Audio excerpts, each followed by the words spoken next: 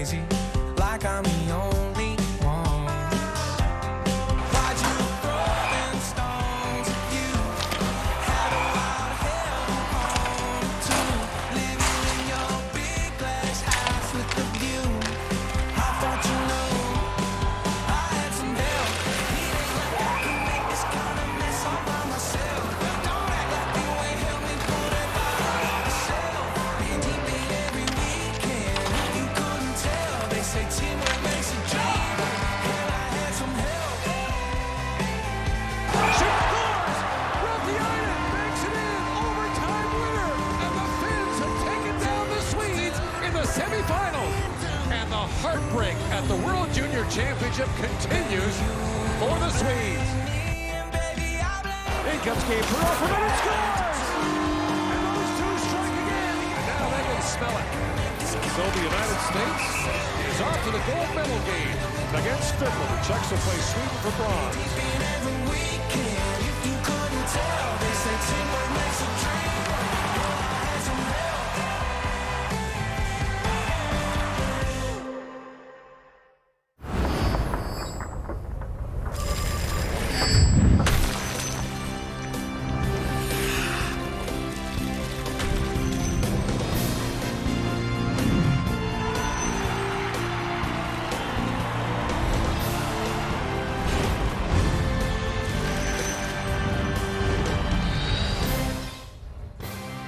The nation's capital on this first Sunday of January. Medal day at the World Juniors. First up, Sweden versus Czechia for bronze. Axel Sandin Pellikka, Sweden, trying to somehow get over yet another crushing medal round loss, where they dominated Finland in the third, but Otto Stenberg and company could not score and eventually fall to the Finns. It was less dramatic a loss for Edward Chalet and Czechia. The Americans just a little bit too much. Peter Sikora hoping the boos will somehow turn to cheers if they can win a bronze.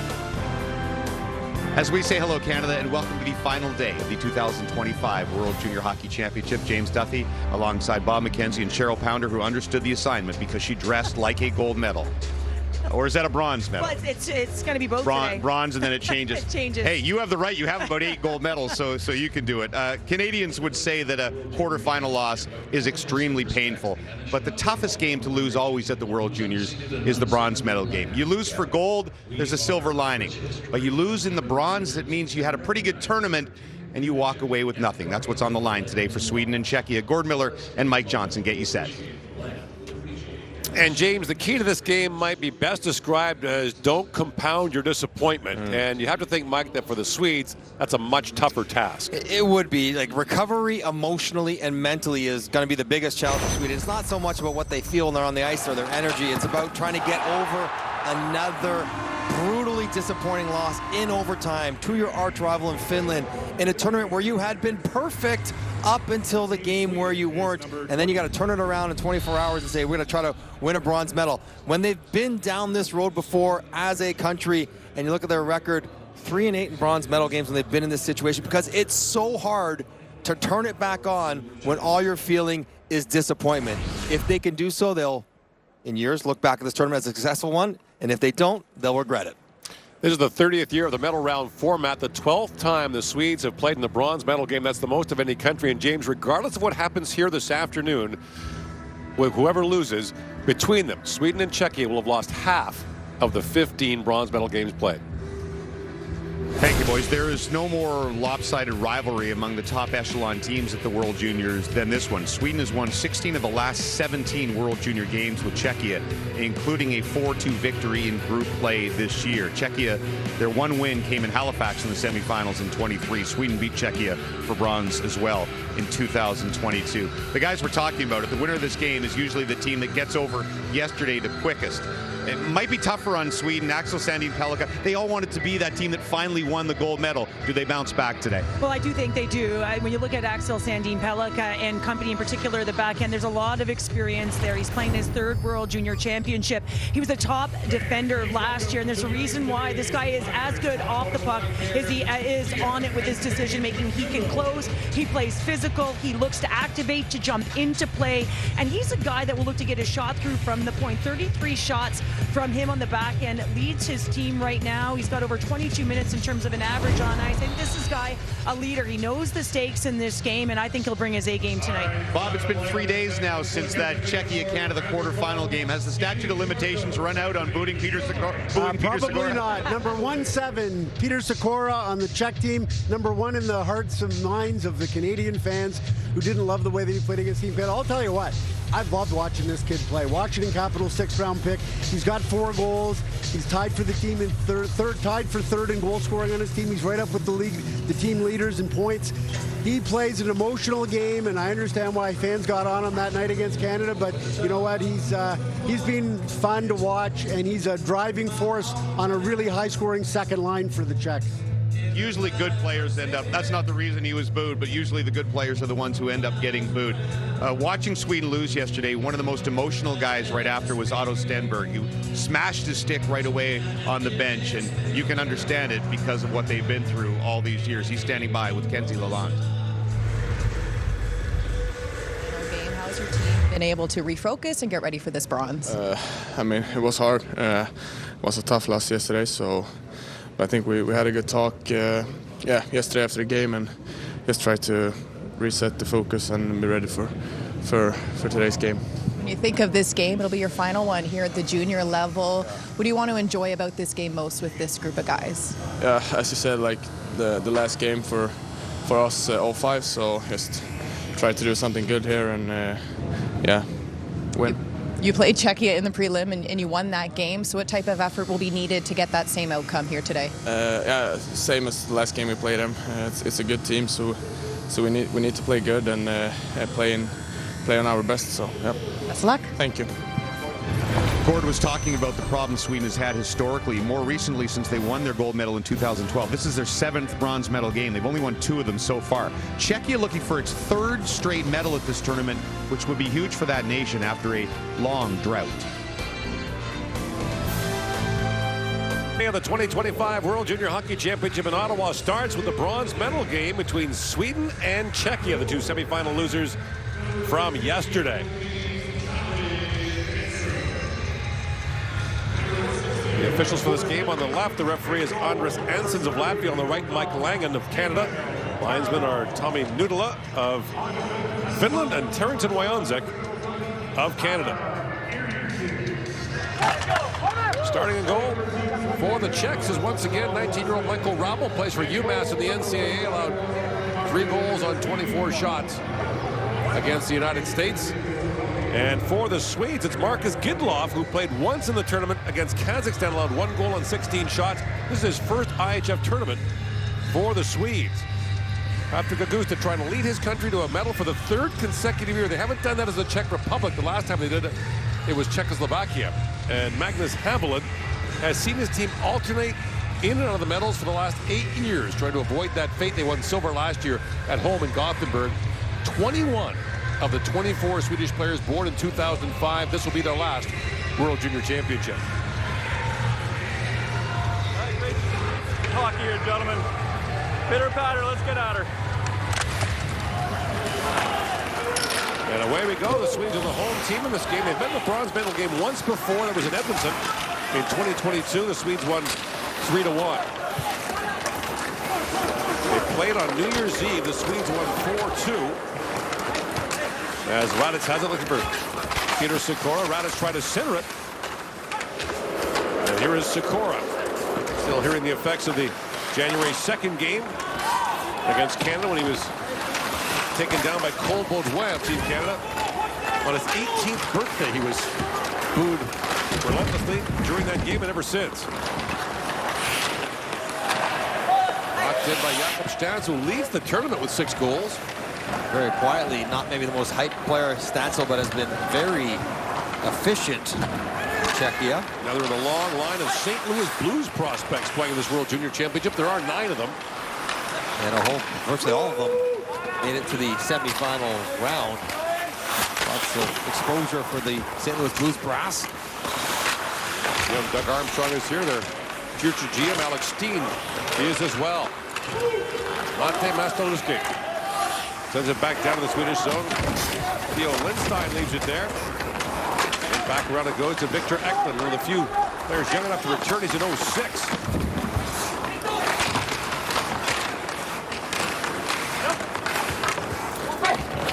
meantime, have 7 back from last year. 9 can return next year in St. Paul and Minneapolis, Minnesota. Feels like there's been a resurgence in Czech hockey the last 5 years. Yeah. They went dark for about a decade, or maybe more. Well, they went until they won the medal in Edmonton, or sorry, Halifax in 2023. They've gone 17 years without winning a medal at the World Junior Championship. Now a chance to win 3 in a row for Patrick Augusta and company. 12 of their players play in the CHL. That's been an ongoing conversation in Czech hockey about the fact that so many of their players play outside the country, and it may be good for those individual players, but it doesn't help the growth of Czech hockey in general because you're taking your best players out of the system. Results would indicate that it's working to get for the best players anyways. And they are getting better training and more prepared to be pros. Goldsman for the face-off. Back to Yeko. Brought in now by Adam Jiricek. Throws that back in the corner for Novotny, who's taking a more prominent role in the Czech lineup. Since midway through that game against the United States, he got bumped up to play on a regular shift. Lead pass knocked away by Jiricek, whose tournament ended last year with the very first game, ripped up his knee in the second period. And Jiricek is a first-round pick of, you guessed it, the St. Louis Blues. Banks it back around. Jakub Dvorak has it taken away by Gustafsson. Moving in, that centering pass missed Follett. Another chance rattled high by Linus Eriksson. Now a chance for the Czechs, 2-on-1. Zidličky moving in with Koss. And Zidličky got bumped off the puck by Axel Hurtig. Lead pass for Noel Nord, and icing called against Sweden. Sweden played the early game yesterday against Finland. Wild overtime sequence. Sweden had a power play, couldn't score. They take a penalty, and this tight angle shot squeaks in on Melker Thelin. And because of that, Thelin not playing today. Probably dealing with the fallout of how he's feeling, and so Marcus Gidloff takes the net. Gidloff's an Islander 5th-round pick in 2024. Now move back. Sikora, long shot goes off the end boards. Glove down by Sikora in front. That's knocked away and brought back out by Eriksson. Linus Eriksson winds in with Nord. Plays for the Sault Ste. Marie Greyhounds of the Ontario Hockey League. Kochi has to another Radek. That's batted by Stansel as Sikora goes after it. Sikora trying to center it, just missed Stansel with that pass. And Rasmus Bergqvist touches up, and with a penalty here, interference to call against Sweden. And Stenberg's going to get it for a little pick in his own end on Stansel. Trying to give a little more room on a breakout play.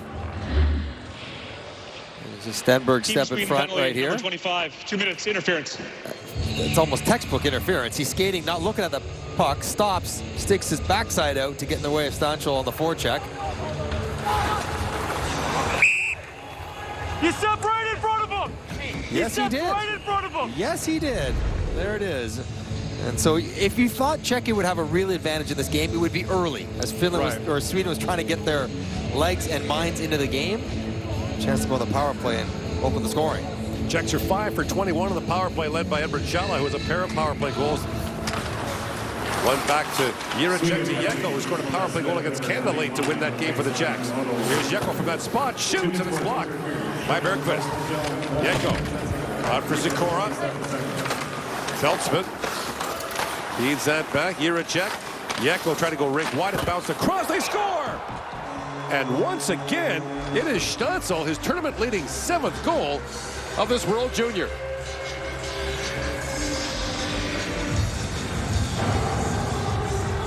Didn't take long. 20 seconds into the power play. The Swedes have now allowed 9 goals on 22 opposition power plays. They're right in the right spot. Under Sorum has the puck, or Esther has the puck on his stick.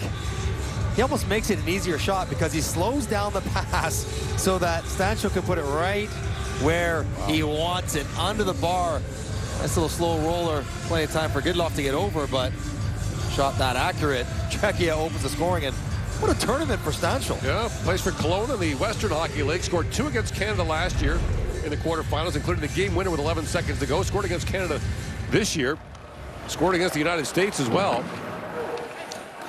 He's got goals in 3 straight and leads with 7.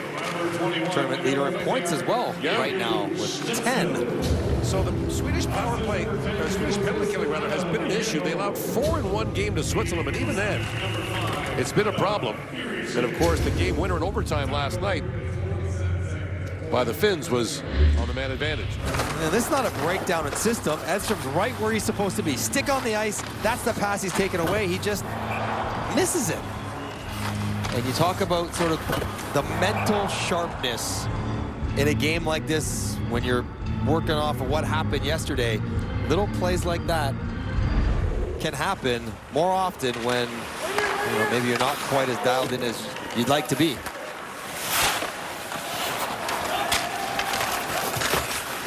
I think Hedquist plays that back for Wilander. Long shot, and the save made by Rabal, who hangs on.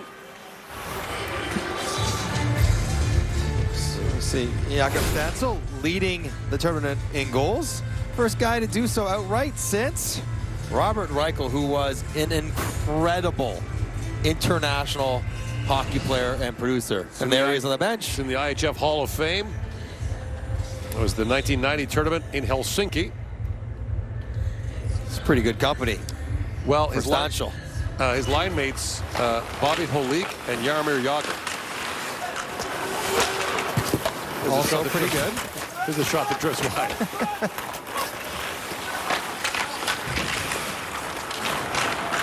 Novotny chips it ahead for Feltzman.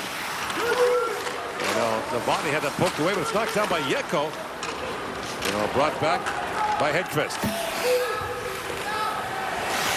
Hedquist was dumped there by Galvis. Novotny has it back. Adam Novotny, a late 2007 born player. That centering pass goes off Gidloff and back along the boards. So Novotny not over for the draft until 2026. Long shot knocked in by Bulat. Scooped up by Nord. Juracek got his stick tied up for a moment. Now pivots back. Eriksson tries to center that for Nord. Now Nord moves on and shoots, and quickly Rabal pounces on the loose puck. Seeing some different names. Nord is a guy who hasn't played every game in this tournament. When he has played, he hasn't played a significant role, but the guy who played a couple games in the AHL this year with Tucson. He's a Utah pick, 3rd rounder from a couple of years ago. Pretty good production in the Sioux as well for Nord. I guess trying to inject some new blood, some new energy into a lineup that would had a tough night last night. Just had a tough night. It's hard to put into words. I mean, as we mentioned, this is the 30th year of this format. The 15th time that the Swedes have gone undefeated through the group stage. And so half the time. If we get them the best path to the gold medal game. In comes Kochi with it now. So you think if they convert a third of those to gold medals, they've got 5. Now a chance walking as Unger Sorum taps it back in front. That was knocked away by Wojtek Port. Away comes Raditz with it. That was pocket picked by Felix Unger Sorum. Off the bench comes Chalet, almost picked off that pass. Wilander, lead pass for Unger Sorum, banks that down. Rabal kicked that right back in the slot where it's picked up by Raditz. Long lead pass for Chalet. Just out of his reach.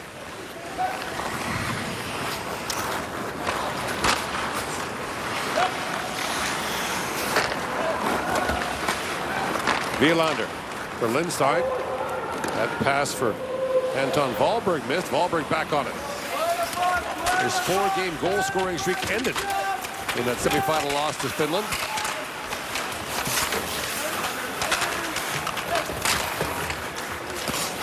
Move back at the point. That shot led wide by Lindstein. Now Nilsson spins, but Felix Nilsson's shot is blocked. Wahlberg Looks back to Hallquist, who scored in the third period to tie the game against the Finns. And a penalty now against the Czechs with 12:46 to go in the opening period. Czechia 1-0 lead in the bronze medal game of the 2025 World Junior Hockey Championship. Sweden gave up the first goal of the game while down a man. Now they have a chance to go to the power play. As I call this, the pad push. You lean on the hip pad, and it knocks you off stride. It's worse than a slash. The official's right there to see it. 28. Holenka. 28. You're taking down. And you do fall. You lose control. It's like pushing the guy's skates out from under him. So Sweden goes to the power play. They had 9 for 26 in the power play in the tournament. Czechs have allowed 6 goals on 26 opposition attempts. Swedes are led by Axel Sandin Pellikka, Wilander, and Stenberg, who each have 2 power play goals. And Sandin Pellikka out there now. Rabo leaves it back. And that's moved to the line, but not out. Wilander back across with Sandin Pellikka back in front. And Edstrom could get a stick on that. Unger Sorum spins back in the corner, back for Wilander. Teed up as Sandin Pellikka with a shot. And Rabo makes the save on Axel Sandin Pellikka, the Swedish captain, who has once again having a terrific tournament.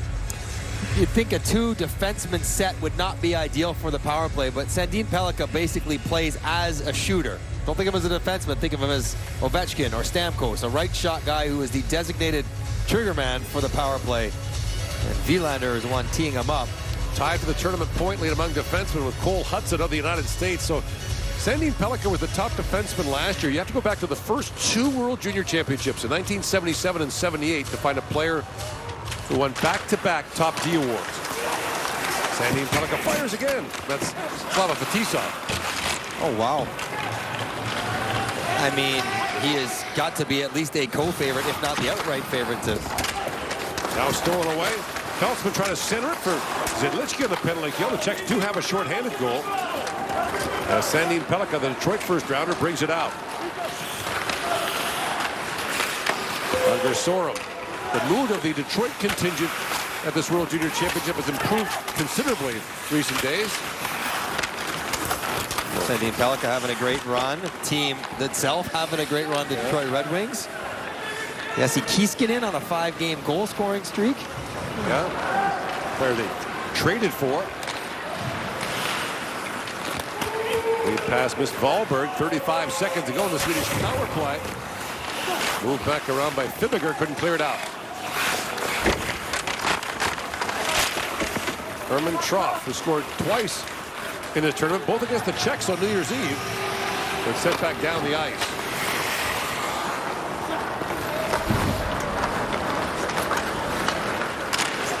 Lead pass to Stenberg, moving in. He's poke check there. Jiricek got it.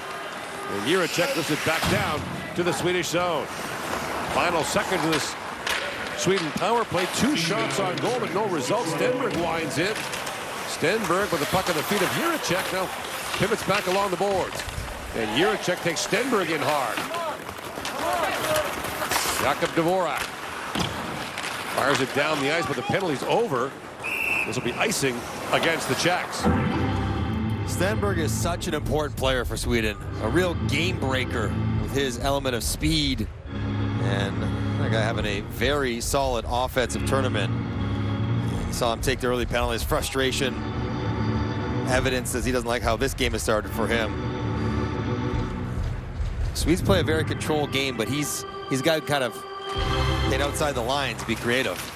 Sandin Pellikka trying to slide that back ahead for Granberg. Picked up by Hedquist. Forsfjall.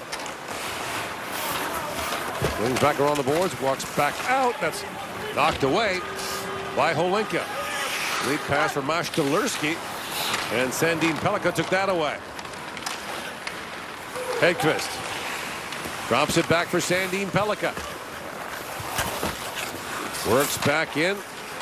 Now that long point shot taken by Bergqvist was blocked. Here's Forsfjall back with it. Swedes are changing. Bergqvist slides it back down to Hedquist. And That puck was taken away by Galvas for the moment. Still loose in the corner. Dominic Petter trying to work it free. Move back at the point to Wielander, but he couldn't hold the line, and the Swedes have to regroup. Past the midway point of the opening period, 1-0 the Czechs lead in the bronze medal game.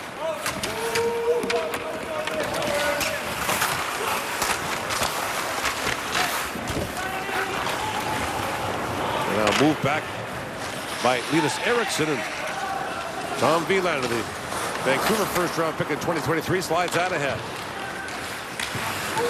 Wielander plays at Boston University in the NCAA in his second year there. Feltzman kicks it free. Nord trying to work the puck loose and does. Noel Nord had it poke checked away, and now back to pick it up. Here's Wilhelm Hallqvist. Viggo Gustafsson slides that back in. He's down. Stick is sawed in half. Feltzman got him on the hit. Who'll be headed right to the penalty box. Well, the Swedes back to the power play, down 1 here in Ottawa on the final day of the 2025 World Junior Hockey Championship. Very careless decision making by Yuri Feltzman, as the referees are still talking about this hit on Gustafsson. Gustafsson's stick had already broke on the dump in, and Feltzman comes by and does. If he clips him in the head, it's 5 in a game. If he clips him in the shoulder, they're calling might have a 2. They're calling a 2-minute charging penalty. That looks to me like the first point of contact's the head. I mean, that's what Sweden's bench would say. Like, what's going on here? The other angle might show that the shoulders made contact before any head contact, but it was on the backside as well, and it was a little bit late and completely unnecessary, and in many ways surprising that wasn't reviewed on the screen and turned into a 5. So the Swedes back to the power play at 2 shots in their first. I gotta be honest. I mean, yeah, you've been at this a long time. You know what the standards are. Sandin Pellikka plays it back across for Unger Sorum. Wielander. I didn't have charging on my bingo card for that one. No. Unger Sorum slides it back. Eklund to Unger Sorum.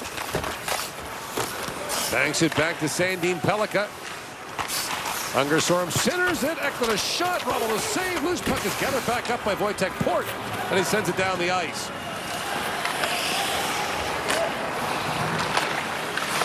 The officiating in the tournament has been tight, but consistently so for the most part. There's a chance for Sandin Pellikka, and tight, turned away by Rommel. Unger Sorum drops it back to Wielander. Unger Sorum. Rink wide, he goes for Sandin Pellikka. Wielander. Slides it back in the slot. Takes the return pass, goes across for Sandin Pellikka. Unger Sorum, a long shot, tipped in front. Great save by Rommel on the deflection. Edstrom scores. Turned away the first time. Edstrom gets a second chance and ties the game with a power play goal. That's how you make Feltzman pay. Bad hit, late hit. Go to the power play and even up the game as Edstrom pokes it home. And the scouting report is out. Dvorak's the defenseman, number 6. He's so high up on Sandin Pellikka, which leaves a 2-on-1 down at the net. And Kliviger can't control Edstrom's stick. Nice little seam pass here. Bypass everyone. Not really a shot. It's more of a pass down to Edstrom, who gets the first tip. Quick pull rebound and roofs it upstairs to even the game. Edstrom, a first-round pick of Vegas in 2023. 32nd overall the year Vegas won the Stanley Cup. So each team has scored in the power play. It's 1-1 here in the first period. Power play has allowed Sweden to get enough puck touches to feel their way into the first period. Sleepy first 5-6 minutes for Sweden, but they've been better since. Here's Hallqvist back with it. Shots are 7-1 in favor of Sweden. The Czechs have scored their only shot of the period. And Feltzman back out there, chips it ahead. And Felix Nilsson plays it back down to the Czech zone. There's Wojtek Kuzanecki. Slides out ahead. Lead pass to Feltzman moving in. Shoots. That was blocked, but off the foot of Wielander. Race for it now, Stenberg. In with Wahlberg. That drop pass is picked off by Yeko. Adam Yeko. Cross ice for Galvas. Raditz back to pick it up. Raditz gets tied up.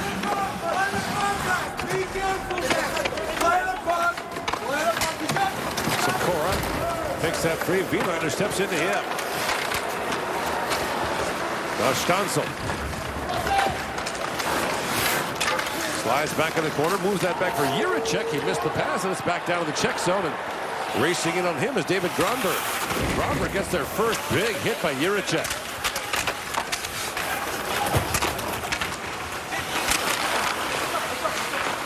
Raditz moves it ahead for Sikora, but the pass is broken up. Gronberg falls. And now Stancil swings back with the puck. Lead pass for Raditz, trying to find Sikora. And Volette was almost off the races. Now Eriksson regroups for the Swedes. Sandin Pellikka found that pass. And Sikora almost got there first. Here's Sandin Pellikka back around. Knocked down the line by Chalet. Now Volette jumps back out for the Swedes. That pass by Bergqvist bounces around in front. A hard shot taken there by Eriksson goes wide. Vasilevsky for Chalet, moving and shoots. That knocked the stick right out of the hands of Rasmus Bergqvist. Bergqvist retreats to pick up the puck. No backhand shot loose in front. And Miroslav Holinka is turned away in tight by Marcus Gidlov. 1-1 the score here in the opening period. It's the final day of the 2025 World Junior Hockey Championship. Sweden evens the game up on the power play. It's David Edstrom who's battling in front, making the very tall Rabel look up and around and over. And when you play in front of the net, so every now and then it's nice to get the old shot pass down to your stick. Like, don't buzz one by my ear every time. You can pass one down to me too. And Unger Sorum, really smart look through traffic down to the stick, or he could do some things with it and get the rebound in the back of the net. And it was Edstrom didn't get his stick on the puck on the penalty kill on the Czech goal. Right. So he gets it there. And heavy stick in front of the net. Exactly. The offensive net.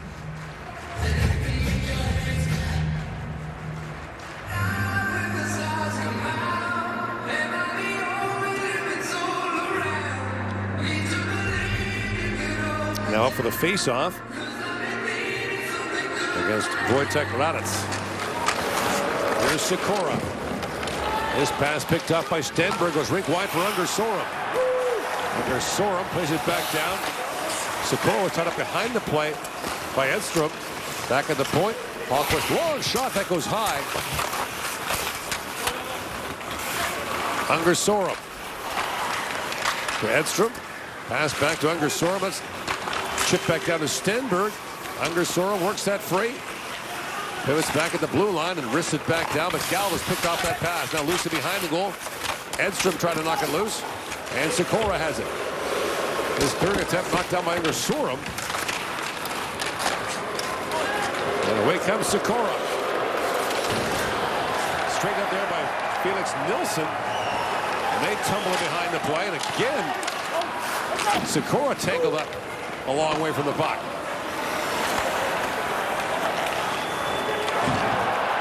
And now we got too many guys in the ice for Sweden right now. There's 6 out there, still 6 out there. I don't know why they're not blowing a penalty. There's an altercation in front of the Swedish bench. Doesn't mean you can just change because the guy coming off for you is tangled up. There's a penalty to the Czechs. Zidlicky's going to go for that. He took down Victor Eklund. Well, now this game is waking up. And the competitive spirit and tempers are starting to percolate. And Zidlicky was a pesky player. And that was after this hit.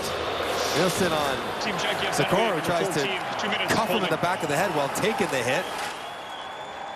Nilsson, there's nothing wrong with that hit. I don't know about the attempted punch in the back of the head. That drew Stenberg in.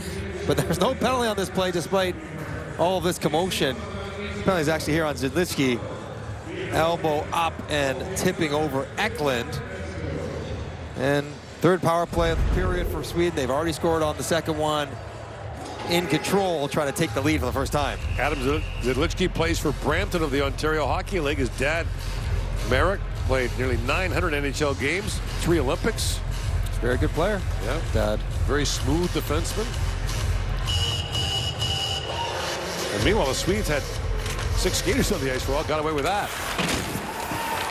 Team Czechia finally A broken stick for the Swedes, and retrieving another one was Felix Nilsson. Goes back and it's left there for Theo Lindstein. Up ahead to Nilsson. That's broken up and fired back down by Raditz. 3.5 to go here in the opening period. Later tonight, the United States plays Finland for the gold medal. For the 13th consecutive World Junior, one of Finland, the United States, or Canada will win the gold medal at the World Tournament. A remarkable streak. Sandin Pellikka.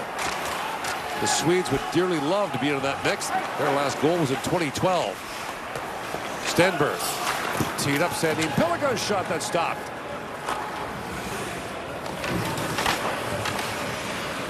The Swedes, the last country outside those 3 to win a gold medal. Sandin Pellikka jumps in, looks across for Unger Sorum. That pass misfired.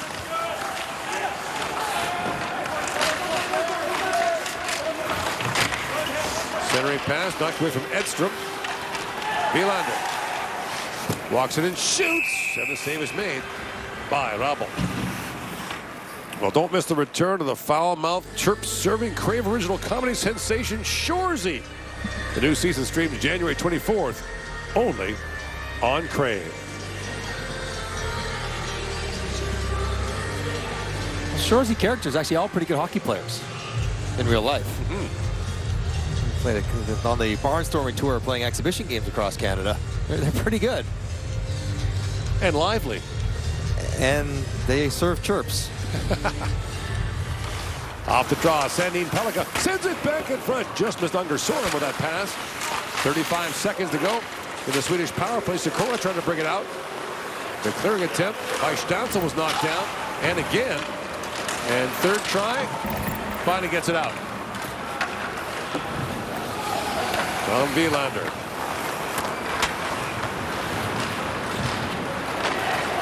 Moves it across for Sandin Pellikka. Another pass for Unger Sorum was in behind him. Final seconds of this Swedish power play. Edstrom plays it back around. Unger Sorum trying to center it. Sandin Pellikka as Zidlichki steps on. One shot for the Swedes on the power play. Now come the Czechs the other way. Raditz for Zidlichki. That was broken up by Sandin Pellikka and sent back down to the Czech line. Zidlichki was in alone, and they would have just passed it to him first time. A little sauce at the space, or a hard one tape to tape. He has come out of the box, and he was in behind the defense in alone. Galvas throws that rink wide for Novotny. He's bumped at center ice. And Galvas looks ahead for Yeko. Galvas battles for the loose puck. Lindstein had his feet. Now back at the point is Jiricek. Jiricek shoots, and the stop is made by Gidlov, who hangs on to that.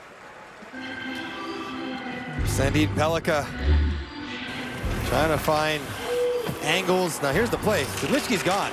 Just pass it to the other side. And Zidlichki would have been in alone.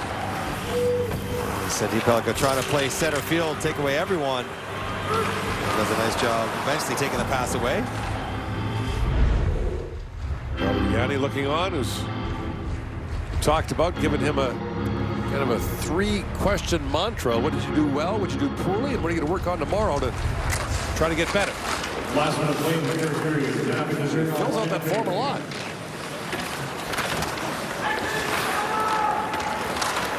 Picked 17th overall by Detroit in 2023. A right-hand shot defenseman who can really score. Not the biggest, but there are some tall trees back there in Detroit already. Sider and Edvinsson.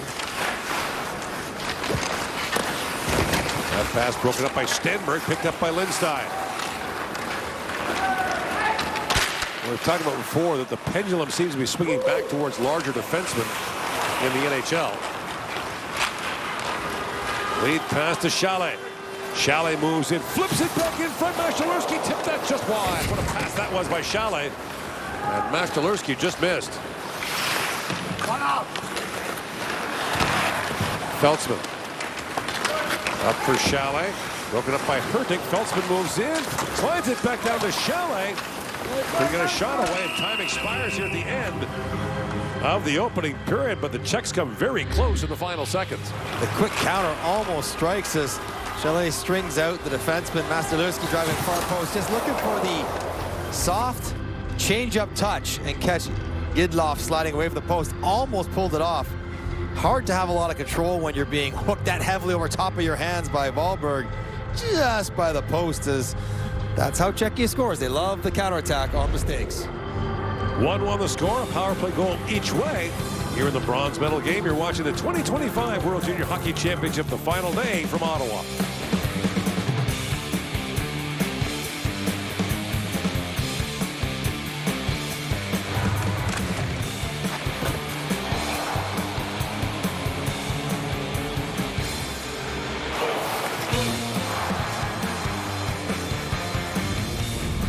And even at 1, Vegas first rounder David Edstrom with the power play goal to tie it. He's standing by with our Kenzie Lalonde. David, for Czechia to score so early on in that first period, how did it impact the energy on the bench? No, of course it wasn't good for us. Not a good start of the game, but I think we need to play a bit more stronger on the puck and have better plays. We're too soft right now. You're able to score on the power play there when you're net front, which isn't a position for everybody on the power play. What are your focuses when you're net front on the power play so that you can be successful? Yeah, first of all, screening the goalie so our wings and power play can shoot. But then as well, be ready for the rebounds and score when I get the chance. You guys are now 1 for 3 on the power play in this game. If you get another power play opportunity, are there any adjustments you'd want to see? Yeah, we need to play quicker, be stronger on the puck and move it quicker. Right, best of luck. Thank you. James Duthie back with Cheryl Pounder and Bob McKenzie. I think predictably sleepy.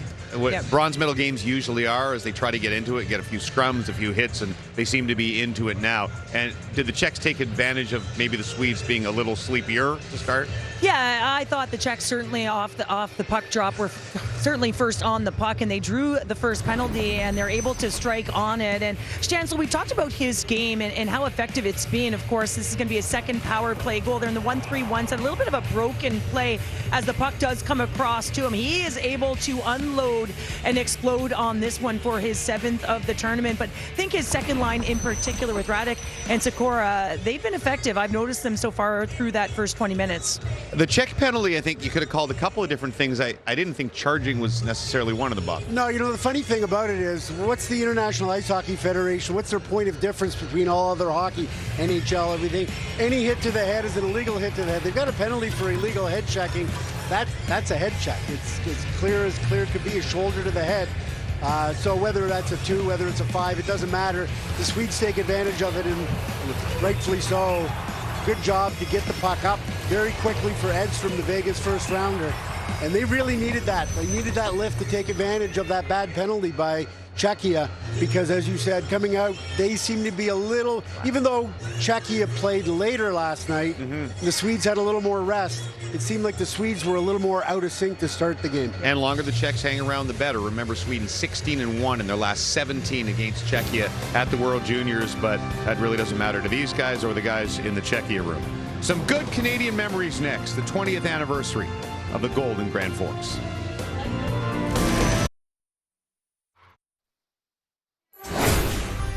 A power play goal each way in this first period. Jakub Stancil, his tournament-leading 7th goal, gives the Czechs a 1-0 lead, but then David Edstrom gets his 3rd. That's a 1-1 score. The Swedes outshoot the Czechs 9-5 in the opening 20 minutes. Gord Miller back here with Mike Johnson. You got the sense kind of halfway through that first period that both teams realized there's something to be won here this afternoon.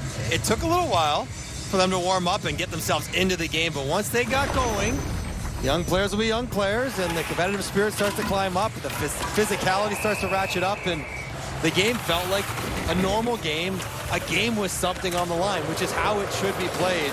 And neither team backing down, both teams being the instigator in some of these collisions. Now, the key will be to maintain discipline while playing with this kind of edge and this emotion and this care.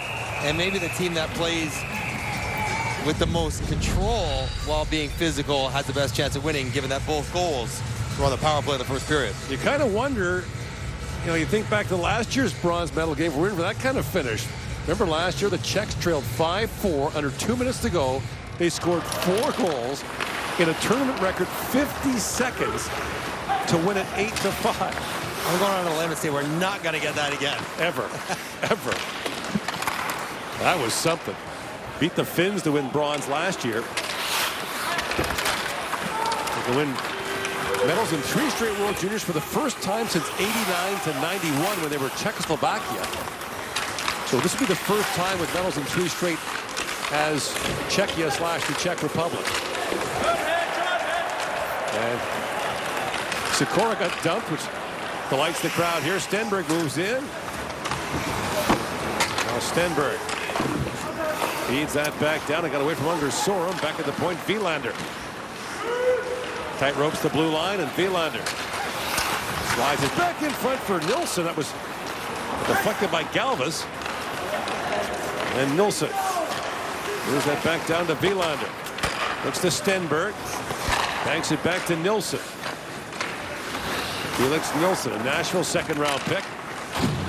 Spins back, shoots. Save made by Robo. Rebound. And turned away in tight was Victor Eklund. Eklund trying to dig that free.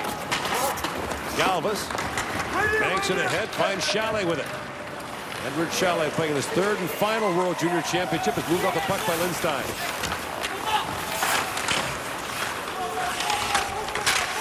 Chalet works that free and shoots. It goes off a stick, up and out of play.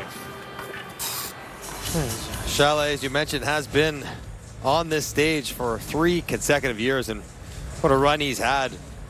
And his production has been solid throughout. Playing in Coachella Valley this year, the American League. One of those nuanced rules: if you're drafted as a player playing in Europe, you can play in the American League prior to your 20th birthday. So really the only ones who can't are CHL players. If you're in college or in high school, you can as well. Yeah. NTDP, the National Team Development Program.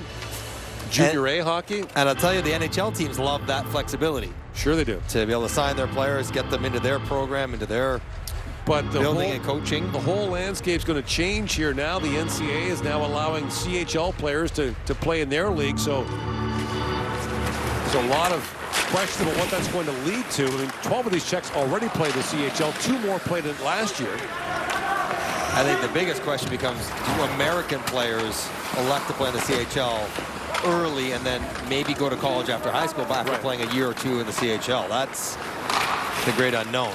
Chalet chips from Mashtalerski, who had a great chance at the end of the first period. Mashtalerski looks back down to Holinka. That was taken away. Holinka spelled differently than Holinka, the great Czech star. Coach of the Pittsburgh Penguins, Ivan Holinka. Tragedy passed away a quarter-century ago, pretty much. And as the Holinka Gretzky Trophy named partly in his honor, the spring under or the summer under 18 tournament which will be played this upcoming year in Czechia and Slovakia. Well, Michael Rabel will have to head right back on to school. Yeah. Got class tomorrow. Universities kick back on tomorrow. 9 a.m. We'll see you in economics. Get to it, because he is a very good student to go along with a very good athlete. Yeah. 4.0 GPA. Miller-esque.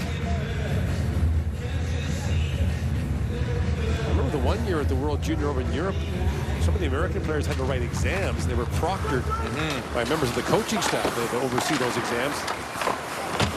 In mid-December during the camp. At the point is Sandin Pellikka. Sandin Pellikka moves in. Feltzman got a stick on him. And Novotny goes after it. Novotny banked that ahead. Now it's knocked ahead by Yeko. Yeko takes the return pass from Feltzman.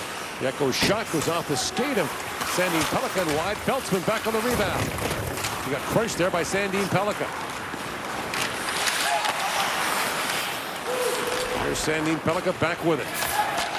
Plays for Skellefteå, the Swedish Hockey League, the defending league champions in Sweden. piling up the points as a defenseman at his age in that league. Very impressive. He has the most points by a defenseman of any age, as Unger Sorum picks up that bouncing puck and plays it back to center ice. Incredibly, in the 14-team Swedish Hockey League, neither Stockholm team is in it. By far Sweden's largest city, as Edström barrels it and shoots, and Rabo kicks that away. They even expanded the field from 12 to 14. Still can't get AIK or Djurgården into the top division of Swedish hockey. It's a damn shame for the players who play there and the players who don't play around the league who want to get into Stockholm. As Axel Sandin Pellikka got his tournament started with a bang. First game of the tournament against Slovakia, and he went for not one, not two, but 3 and a hat trick to jump out to the goal-scoring lead and the point lead in the tournament, and really announcing his intention to have a big offensive tournament. And now with the point in the first period, he's also tied up to 10 points. Yeah, takes the lead now over Cole Hudson of the United States. Stanchel has 10 because he got a goal. Oh, I meant among defensemen. Sorry. No, I'm going all overall. I'm not limiting him to defensemen. I'm talking overall point total. That's Koliakovo territory. Wielander had that poke free by Satora. Cole Hudson will play tonight. That puck is stolen by Wahlberg for the U.S. against the Finns in the gold medal game, as the Hudson family will try to win back-to-back gold medals at the World Junior Championship. Now from a sharp angle that's fired through by Eklund, bounces back to Lindstein. Wielander holds the line, puts it across to Lindstein, has some room, feeds it back door, and just missing on that pass was Wahlberg. Stansel with it. Banks it back down to the Swedish zone where Lindstein gathers it up. Wielander to Lindstein. Long cross-ice feed for Nilsson. Chip that. Goes back behind the Czech goal. Wojtek Port plays for Lethbridge in the Western League. Unger Sorum taps it back for Gustafsson.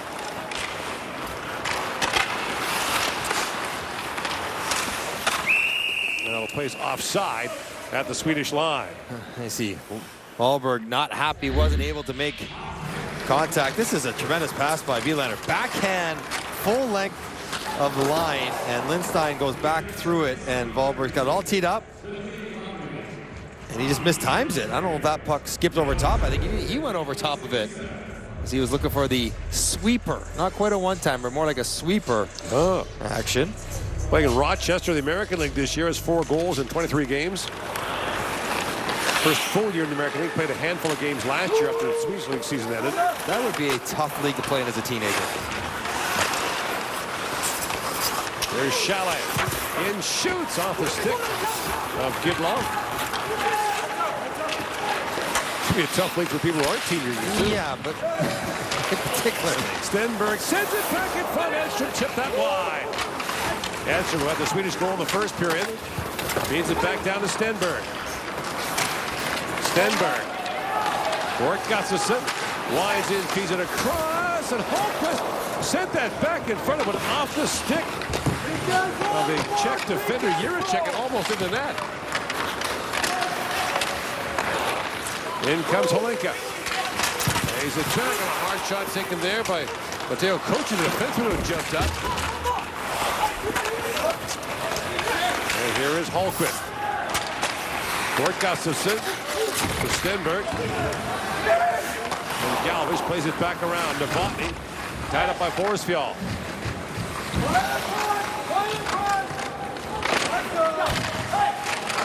Forsfjall knocked off stride. He's on it, tries to kick that in. Forsfjall plays it back down. That centering pass by Grönberg was gloved by Rabo. Great chance for the Swedes here, but Edström puts it just wide. This game is here for the taking. Somebody will earn a medal going home, and one of the chances will cash his shot. You see how good his shot is. Good save off the top of the stick by Gidlov. And a little saucer past the space. Edström has it just skip on him as they've gone back and forth, trading chances at both ends. Czechs don't want to turn this into a track meet. That is Sweden's game more than theirs. Right. Novotny moves in. Novotny trying to center it for Yeko. That pass missed. And now Eklund for Nilsson up at the Wahlberg.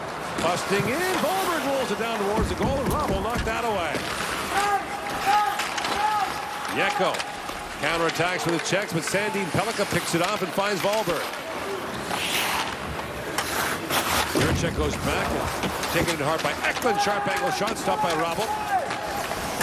Scooped up by Wahlberg. Back for Lindstein. Lindstein, a shot that was blocked by Yeko. He pokes it back to center. And Lindstein has to hustle back to pick it up. Nylander for Lindstein. Moves it ahead to Nilsson, who chips it back down to the Czech zone.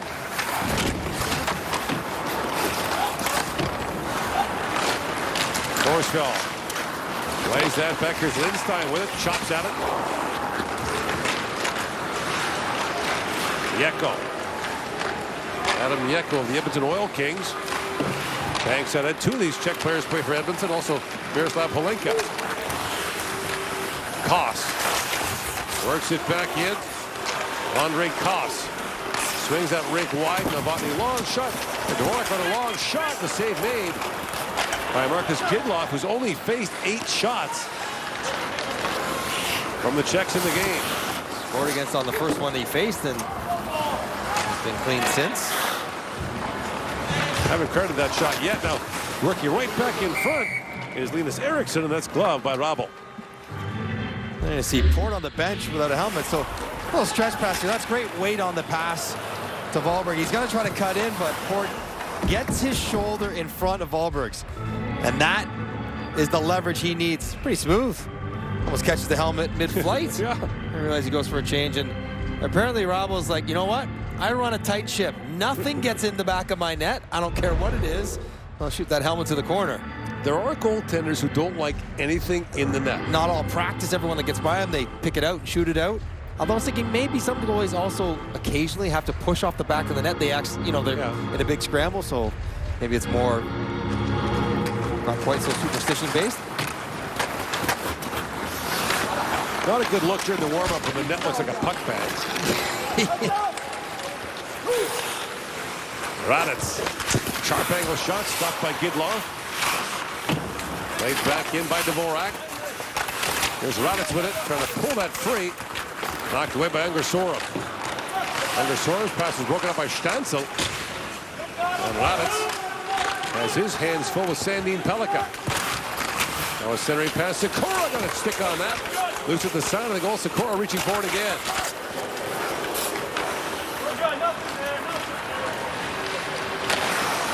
Raditz. There's a straight glove out there. 9 gone here in the second period. A 1-1 tie. 2 power play goals. The only scoring so far in the game. Off the end boards. Sorum tees it up. And that goes off the stick of Holenka over the glass. Sorum has had a good tournament as a second rounder of Carolina. Another teenager playing in the American League, playing for Chicago. But he's had a productive, he's typically Swedish, which is a compliment. Low maintenance, solid defensively, lots of good decisions, strong on his skates. You think about Carolina, they lost Jesper Fast due to injury earlier this year. He's a Jesper Fast kind of player, a guy that coach will just like having him around. Played the World Championship last spring, a couple of games for the Swedes. Well, he's got 9 points and 8 assists in the tournament. After picking one up on the goal today. You as always are up to date. If there's an assist you've missed, I haven't seen it yet. Long time a Jurček goes wide. Or it wasn't mine. Eriksson's pass tip. And up in comes Scheller with a chance, scores! And a turnover by the Swedes results in a Czech goal. And Edward Schale makes them pay.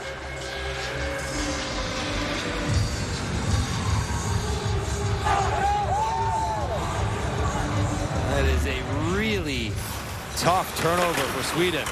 Full puck possession, and they put it right up the middle. Eriksson, and it ends up on the wrong guy's stick. Of all the players on Czechia you want in front of the net, Chalet's the last one if you're Sweden. Wow. That is a tight backhand right into the roof of the net. So Halinka picked it off. And he's got to get this up quick. Look how quickly he has to raise that. The glove is right on top of his stick from Kidlov. Good look at the finish. Right onto the bar to retake the lead for Czechia. Fans in Central Alberta may remember Chalet from the 2022 Halinka Gretzky tournament as a 16-year-old. He was electrifying. He played 2 of those, 2 under-18 tournaments, and now 3 World Juniors. Punching a lot of passport stamps playing for Czechia. Picked 20th overall by Seattle in the 2023 draft. And awareness. And when you're that tight to the goaltender, there's not a lot of options. You have one move you can make, and you got to hit it.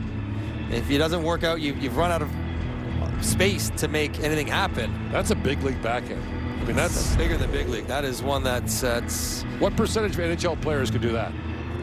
On a consistent basis, 15. I mean, it's not easy to execute.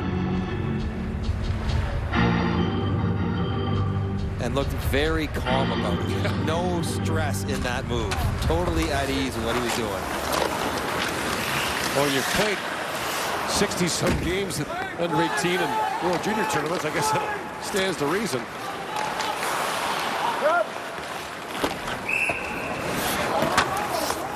And this is Czechia to a T.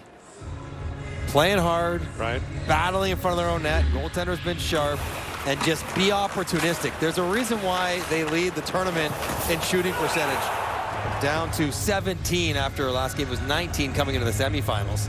It's that they don't generate a lot. They wait for, or they force your mistakes and then capitalize on high quality chances. Right. They're not a volume team. They don't have a ton of possession. But the looks they get are good ones. That's 21 points for Chalet and 21 career World Junior games.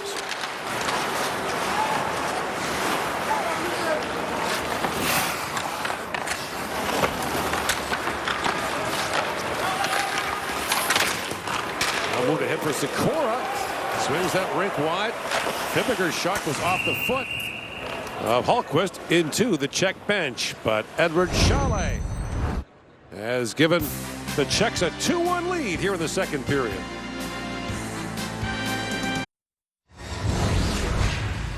NHL features the Montreal Victoire taking on Toronto Scepters in Vancouver.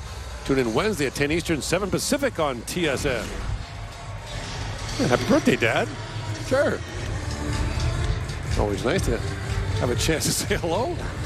It's good, nice birthday wishes. Yeah.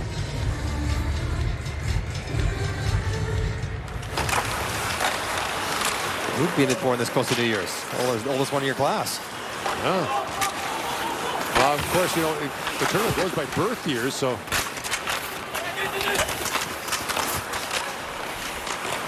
Rob Niedermeyer, a famous example of a guy born December 31st. So, right. So you're born a day later, you get to play an extra one. Although studies have shown people born in the first third of the year, first quarter of the year, have a better chance to be successful athletes. It's true because in North America, now in Europe, especially places like Czechia, where they go by the school year, not by birth year, then it becomes September, October, November births. Right. So I really should have been born in Europe. I'd be much better off, athletically speaking. You did okay. took a while. You're a late boomer. That's okay. We're still waiting. Any day now. Sending Pelika's pass turned over to Halinka. And Bergquist took that away. Almost another disaster for the Czechs. They've still got the puck. Pashtalerski down to Chalet. Shoots. That goes off Sandin Pelika high in the air. Chalet throws it back across. Chopped down towards the goal by Kochi. And finally picked out and chipped back by Edstrom.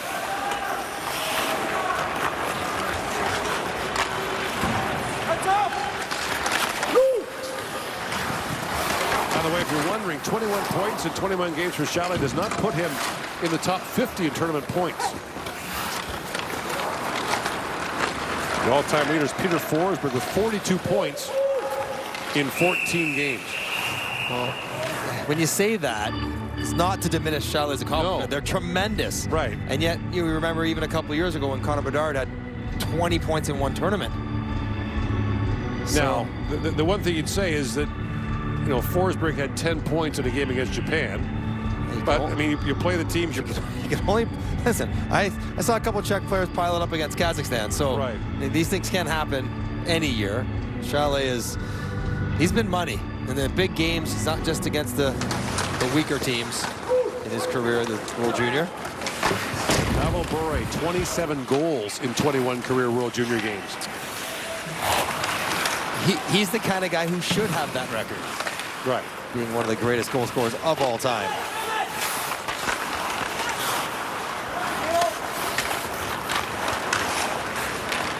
Long lead pass for Hedquist, goes back down to the Czech zone. Nice and called against the Swedes. Chalet has had a very good tournament, obviously. And you see what he's done. He's got a great release. You're going to see a whole bunch of different looking shots on his goals where he can put it in a lot of different ways. The wrister, you see the one-timer, you see the crossbody, one-timer, strong bottom, and the good moves in front. You don't score lots of goals without having a variety of ways to put them past the goaltender. So he's got 4 goals in 22 games this year. First year North American pro. Played in the OHL last year. Had 15 goals in 59 games. Still waiting for that to pop a little bit more than you would imagine. You see the shot, you think there should be more goals in there. So one of the problems becomes you burst onto the scene as a 16-year-old, right? Like you play in the Hlinka Gretzky tournament or the under-18s as a 16-year-old, or here, which is rare. That plays offside. And so now the expectation becomes, because you burst onto the scene, then you spend 2 years before you're drafted being scrutinized. And other people grow and at different rates. And yeah, there can be moments when you're around too long and people start now looking for flaws as opposed to appreciating your strengths. Right. But the Seattle management team is here in full force. Yeah. You see about 6 or 7 or 8 of them every morning at breakfast, having breakfast together. So keeping a close eye on the progress of Chalet and others.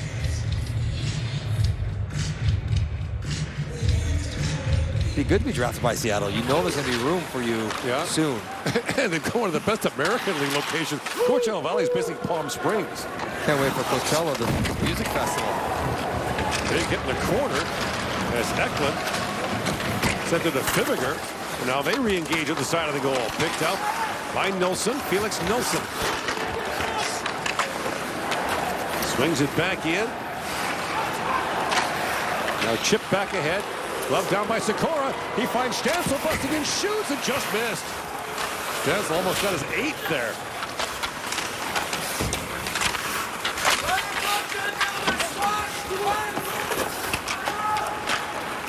And now chip back down to the Czech zone. And icing called against the Swedes. And there was a quick counter-attacking chance for Stanchel. There's the big hit. A little bit from behind by Victor Eklund, but no call made. Fibiger didn't like it one bit. Eklund has been good in this tournament as well.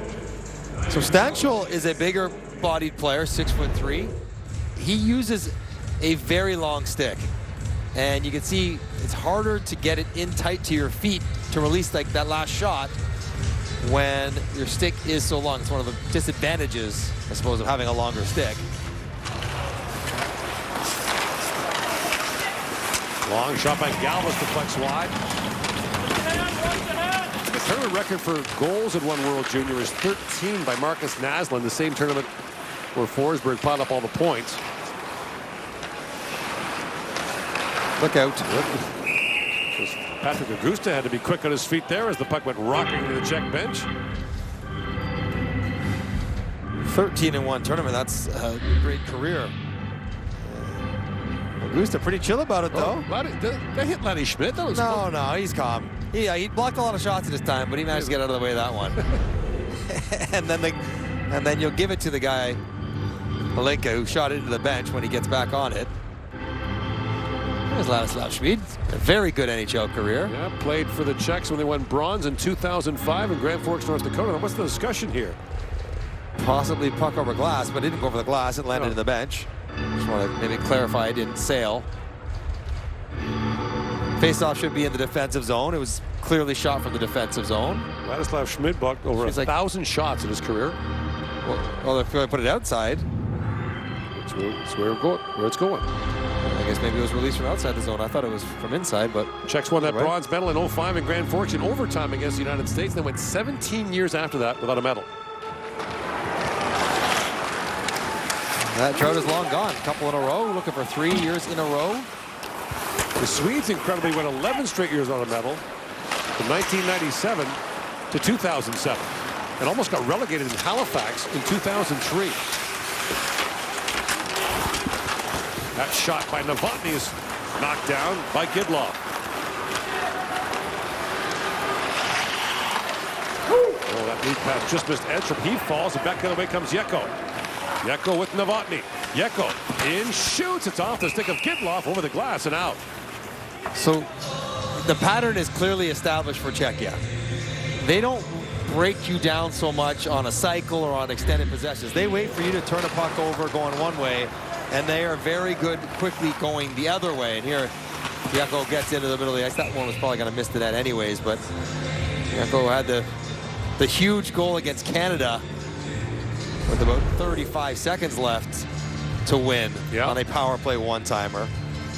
But if you don't feed their rush, then they don't generate a whole lot. But Sweden has had a couple turnovers in the wrong spots. Right.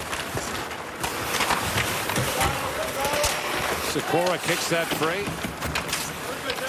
Raditz got it behind the goal. Raditz works it free for Sikora, centers it, and Stancil a shot, and it goes off Gidlov, up and out. Stancil just missed there. 5:47 to go here in the second period. It's the 2025 World Junior Hockey Championship in Ottawa. Felix Understorm's grandparents Jan.05 and Ruth Fix are his ultimate supporters. Back when Felix played for Leksands, they traveled all over Sweden in their RV to watch him play in the SHL. Sometimes during Leksands home games, you could find them running the merchandise store. Since Felix has been playing for the Chicago Wolves, they haven't missed a game, waking up at 2 a.m. to cheer him on from afar. This is the first time in 8 months Jan.05 and Ruth have seen him play in person, the last time being their trip to Prague to watch him play at the 2024 Men's Worlds. Now a steal for the Swedes, busting his Eklund with a chance at the goal post. Rebound loose in front. And Sikora has it back for the Czechs. So an early burst there off the face-off for Victor Eklund. I would have this suggestion for Sandin Pellikka's grandparents. Get a place in Detroit.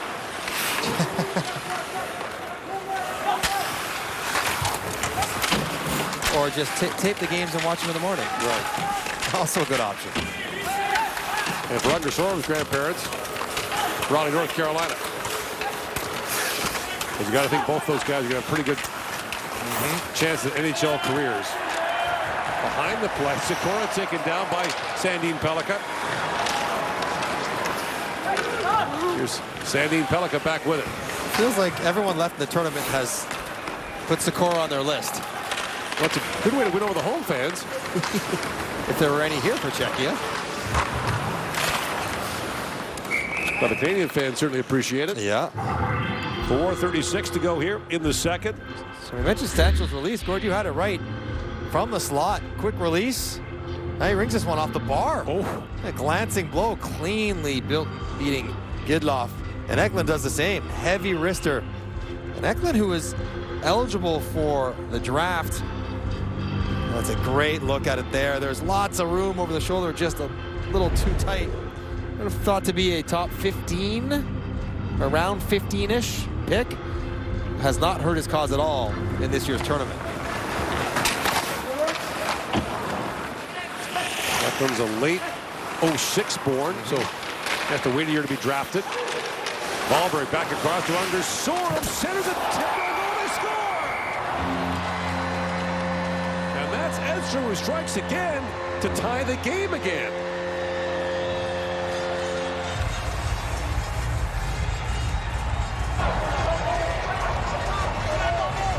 Edstrom just going to the front of the net, doing some good work. The same way he scored his first goal in the power play. Strong stick, provide a target. And the officials are chatting about this one to make sure maybe that it went in. Edstrom had his hands up right away. Shot past tip. That rockets out of the net quickly. Unger Sorum slides it through. Yeah, it's off like that. That went post, camera, and out. Well, this will be the telltale look, I would imagine. Bing. Yeah, that one's in. Yeah, clean up in aisle 6. Sweden finds a way to fight back. Yeah. And another assist for Unger Sorum. Yeah. Team Sweden goal. So grandparents are happy about that. Yeah. Gonna have to come watch more often in person. Yeah. His production in this tournament. He's up to 10 points on the tournament. Voting will be held today for the tournament All-Stars and the MVP. The top goalie, top defenseman, top forward awards are voted on by the directorate. As that puck bounced around in front and Robel grabbed it. So that's the management groups for each team will determine those awards, but the media votes on the All-Stars and the MVP. Take that very seriously. That's historical stuff. Right. And there's a lot of good choices.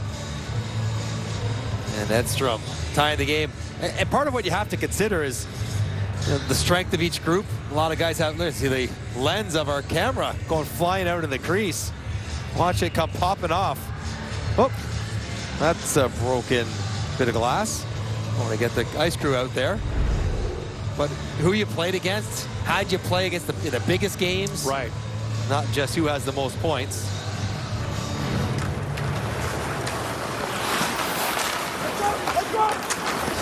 Nylander. Oh, cold shoulder there from David Gronberg. Echoes of Peter Forsberg. Sikora. Lead pass for Stancil. In he comes. Stancil shoots. And a save made by Gidlov. And back there becomes Stenberg. Leaps around Jiricek, but Dvorak comes back to take that away. Now a chance for Sikora. He busts in. Sikora taking up the puck by Lindstein and thrown down. Lead pass. Here comes Gronberg with it. They're playing river hockey now, and Gronberg puts that high. Stenberg works that back in front. Stancil finds Sikora. It's just 3 games now. Turned 18 this week. He can't wait to go back and play with his normal club. Leave me alone. Or change his name to Lou. Kuznetsky goes back and nice and called against the Swedes. Chances and good ones at both ends. Stenberg is so quick. If he gets this next touch right there, then he's in alone, but it just drifts away from him. Dvorak gets back to take it away. It goes right the other way. Here comes Sikora. And a good recovery by Lindstein. Knocking Sikora down. Went down with a little flare on that one as well. He has been right in the middle of things. Which is generally a compliment to you as a player. Entered play today, leading the tournament at +10. Koss. Down to Zalewski. Hallqvist. Back around to Nilsson for Hedqvist. That pass broken up as Hallqvist goes back to pick it up. That's very high off the glass. Zalewski knocked that down. Dominic Petter works that free, chips it back. Kuznetsky back down to Zalewski. Buck on his feet, trying to work that loose. Koss comes in to help out.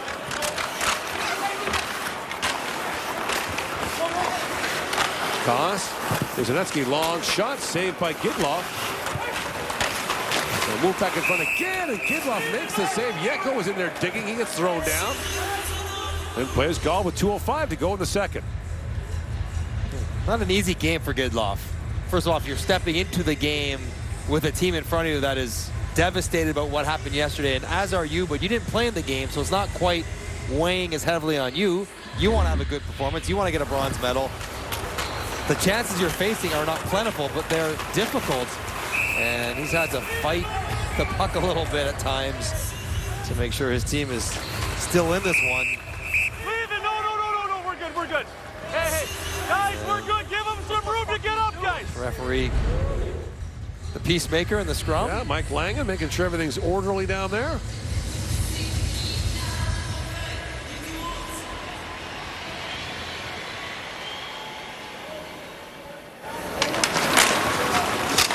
Face-off won by Feltzman. And Wahlberg has it now for the Swedes.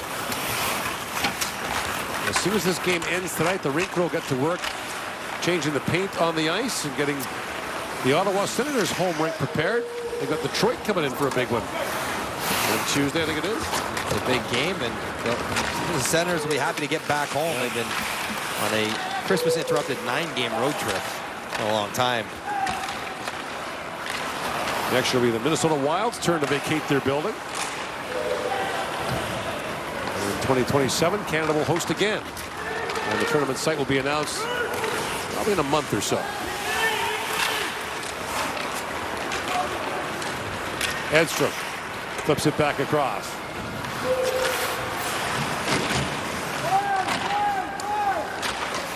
Wahlberg pivots back in the corner, and Port got a stick on him.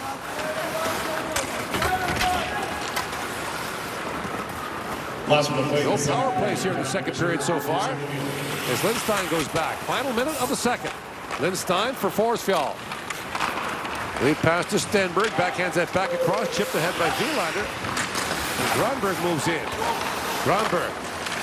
Wielander, long shot. The glove save made by Rubble. And among those looking on this afternoon, there's Linus Omark upstairs. Got to be wearing this jersey in February. Very likely in the Four Nations face-off, representing Sweden. Need to get him healthy for the Senators. Right. As he's been out for a little stretch. Good to see him nattily attired for a game. He's on the, looks like he's on the Team Swedish coaching staff. Yeah.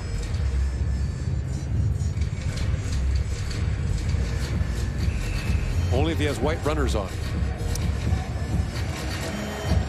I don't mind white runners. I'm aware. I'm aware. Makes packing lighter. 42 seconds to go here in the second period. Wielander pivots back and plays it in deep. Finds Eklund. Eklund off the top of it. That shot was blocked by Port. At the line, it's held by Sandin Pellikka. Flips that rink wide. Eklund back on it. Forsfjall to Stenberg. Stenberg chips it back in. That pass was broken up by Holenka. And Schale goes rink wide for Maciolewski. Ahead to Holenka. Holenka looks back in front. Almost found the stick of Fibiger there. And Sandin Pellikka spins back. The time expires here at the end of the second period. The teams are once again tied. This time at 2 after 40 minutes. You're watching the 2025 World Junior Hockey Championship, the final day of competition here in Ottawa. And the Czechs and the Swedes are knotted at 2 through 40. Coming up at our second edition, Bob McKenzie, Cheryl Pounder, and your host, James Duffy.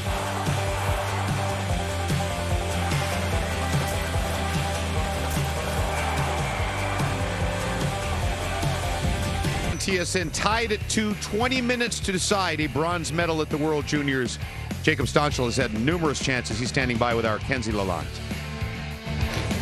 Jacob, your team held the majority of that period with the lead. Sweden tying it up late. What are your thoughts on this game so far? Tight hockey game, and we're just going to keep pushing, and hopefully we're going to win today. I want to talk about Edward Schale's goal there on that turnover. Just such a skilled forward. What does he mean to your team? Means a lot, you know. I think the biggest leader on our team, and huge goal for us. One more period to go. You're all tied up at 2. What's it going to take to come out with a medal here today? Just stay disciplined, and as I said, keep pushing, and hopefully we're going to score some goals. All right, best of luck. Thank you. Turning into a really good hockey game after a slow start, there's Cheryl Pounder and Bob McKenzie. David Edstrom picked a pretty good time to have his best game of the tournament. What's he doing to get in position to score those goals? He's using his 6'3" frame to his advantage right now and the leverage of his stick, and he's getting to the tough areas on the ice. We saw it in his first goal, and in particular on his second goal, and that puck's in the neutral zone, and it comes into the middle of the ice. You can see the heart of the coverage all collapse. Look at him come right through the middle, say, I'm going to get in behind, got that wide stance, extension of his stick, and great timing to be able to get that redirect. But it's the presence of mind coming through the middle of the ice, knowing where everyone is, that he was tracking north, that he could get in behind it. 5 shots on goal so far in this game, but he's been all around it. In particular, I love the way that he's shielding the puck. On the other side, consider for a second the World Junior career of Edward Chalet. The Czech Republic went 17 years without winning a medal, and they weren't close very often. They were kind of also-rans going out in the quarters of this tournament.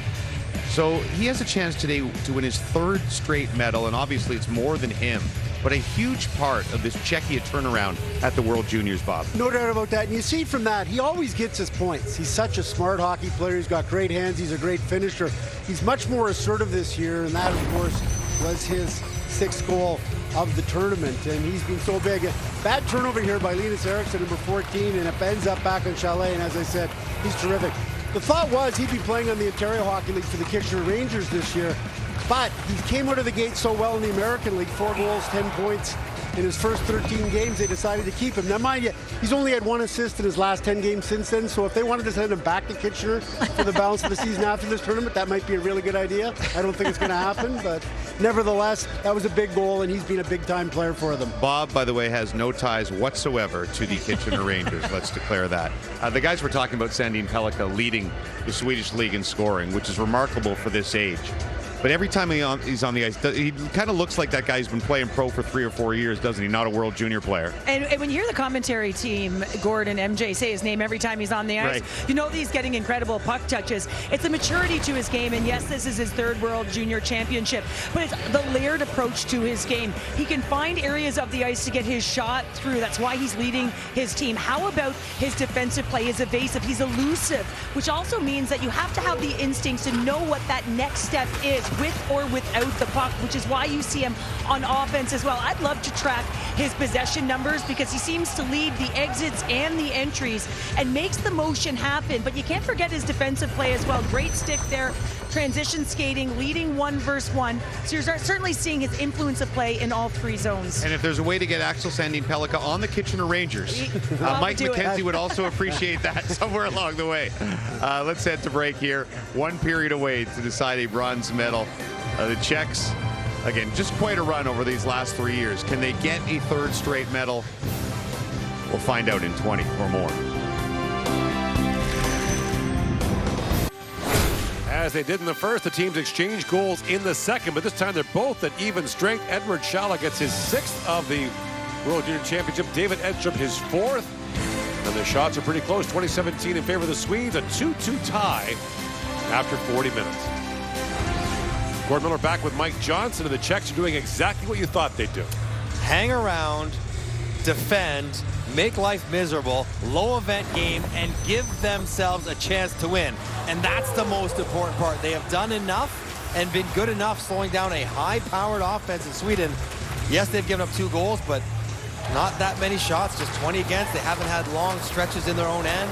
They haven't taken too many penalties, and it's because they defend hard. They are stout. They play a rugged, physical brand of hockey down around their net and in their own end, and it's hard to break them down.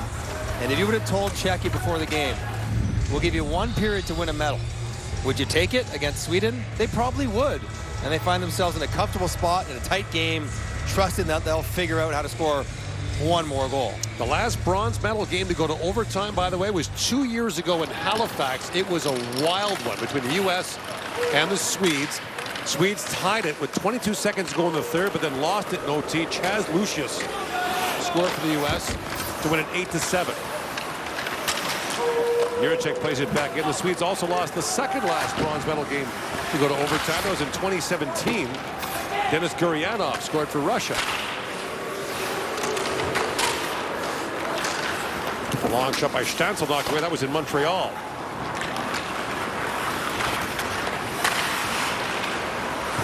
Unger Sorum winds out. And slides that back to the Swedish zone as Tom Wilander picks it up.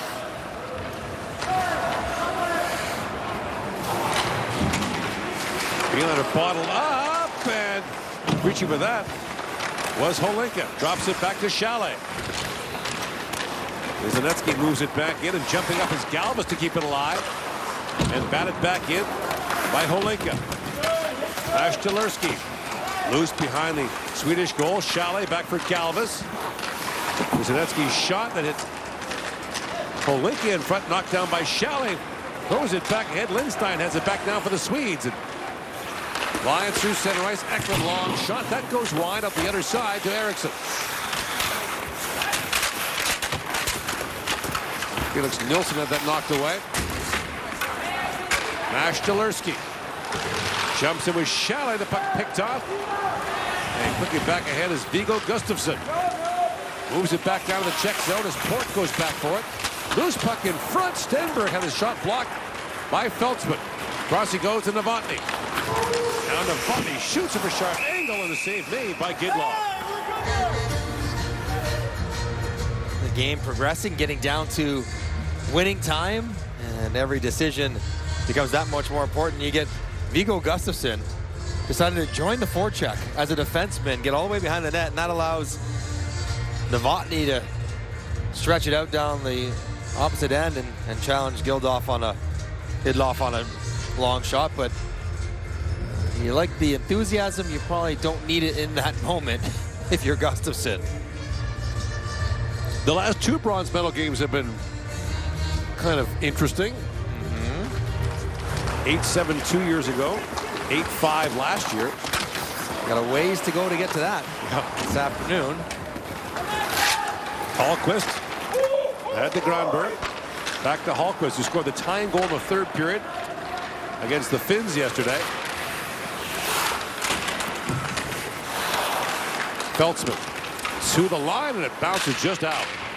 Forsfjall back around to Hallqvist.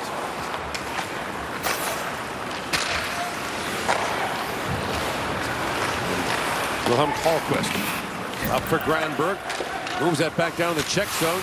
Stenberg races in for it. Port steps into him. Swedes are the home team in this game, so they have the last change, but the Czechs have done their best to try to get their best deep pairs out against these top lines. Stenberg still on it. Moves away from Port. Stenberg. Back around to Eklund.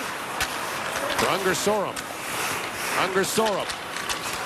Long shot, bounces in front. Stenberg has Robert down, and Ramo reaches back with the left pad to make that save. We've seen that before. We've seen this action from Ramo before. He gets stressed out of the crease, and instead of trying to get back to the post with the strong side leg, he comes around from the back. In this case, it would have been his left leg. Stenberg, good motion around the offensive zone, finding a loose puck. We'll watch the left heel. All right, got to seal it off.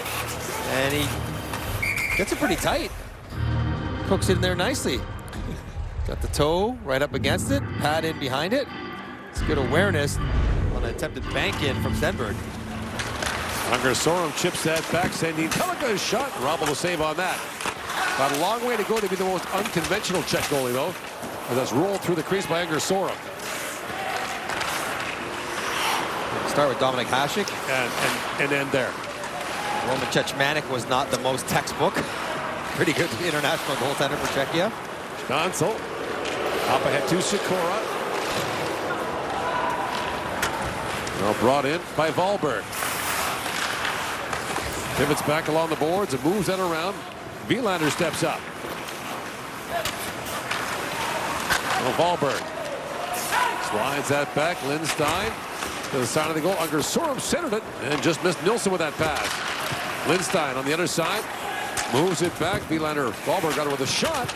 Rebound, and Nilsson put that wide. Nilsson ran into the referee. Now brought back out by Galvis. Galvis moves in 1-on-3, and Wahlberg taken down there by Galvis. Now a centering pass just missed there from Petter. Wahlberg looks across to Wilander. And the Swedes reset. Brought in by Hedquist. That long shot goes wide from Nilsson. And almost poking that ahead was Petter. A puck loose at center ice. Hedquist back with it. Cross he goes to Sandin Pellikka. Sandin Pellikka snaps that through center ice. Petter knocked it down. In comes Zidlichki with it. Knocked down by Bergqvist. And Rasmus Bergqvist winds across for Eklund, who chips it back down to the Czech zone. Chalet goes back to pick it up. It's a hard bump there from Eklund. But Fibiger finds Holinka. Czechs are changing. Holinka for Chalet. Looks back in front. Save made by Gidlov. And Zidlichki turned away on the rebound. Team Sweden probably holds their breath a little bit on these shots along the ice because two of them got past Tallinn yesterday. And Gidlov getting that pad tight and squeezed to the ice. Even though it wasn't great rebound control, at the very least, nothing squeaked underneath, as it was the exact spot that Tallinn had trouble with in yesterday's semifinal. Gidlov's been solid, not surprisingly, but for a guy who hasn't played very much, he's been solid. Plays for Leksand in the Swedish Hockey League. Has a .917 save percentage there. Also plays some games for the Leksand under-20 program. Looks like he might be too good for the under-20 program with his numbers down there. Less than 1.5 per game. Yeah, he's .935 save percentage in the U20 league in Sweden, which is one of the better junior leagues in Europe. The Swedes have put a lot of effort into it. Run in conjunction with their pro clubs. Jiricek. Lead pass. Holinka. Busted across the line. Holinka's shot. And Gidlov made the save. It's good skating by Holinka. And a really nice outlet pass by Jiricek. Jiricek has had a strong game in this bronze medal game. And when you can have your defenseman in his own end drawing forecheckers, get his head up, and then hit somebody with little space, little speed, then you have a chance to generate through the neutral zone, and Jiricek does that right onto Holinka's blade, and off to the races he goes. It's much nicer one on the tape than one by the ears in the glass. Has a winger.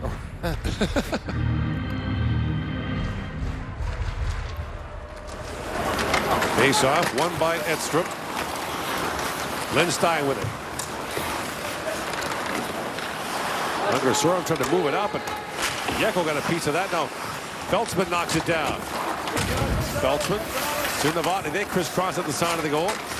Still loose down there. Feltzman tied up. Wielander chips it back down to the Czech zone as Galvis is back to pick it up. Galvis moves it back across. It's chipped ahead by Kuznetsky. Both teams changing now. Sandin Pellikka snaps it ahead. Chipped in by Edström. It was both Swedish goals.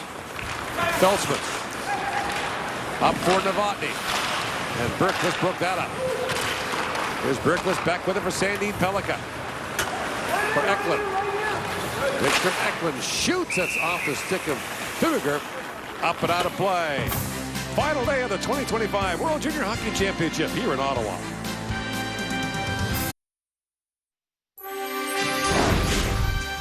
'25 Women's Under-18 Worlds underway in Vantaa, Finland. Canada takes on Czechia tomorrow after wins against Slovakia and Switzerland to open the tournament. 1:30 p.m. Eastern Time, 10:30 a.m. Pacific on TSN. Cool experience for the under-18 teams to be able to travel around Europe for a game. The question has been asked, why isn't there a Women's World Junior Championship? And one of the reasons is that with a smaller pool of players, there would be too much crossover. So many players who are over 18 already play for women's national teams. And so many players that would be under 18 would also play in the World Junior. Yeah. But they're trying to expand the player pools, especially in Europe. The IHF running more than 45 tournaments this year with the Olympic qualification that went on back in August that began this season.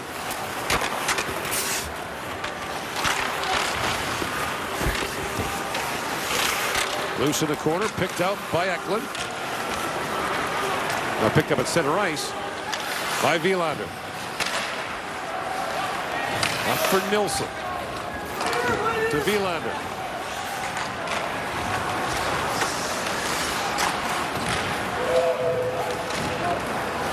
The World Juniors are all the way down to Division 3B.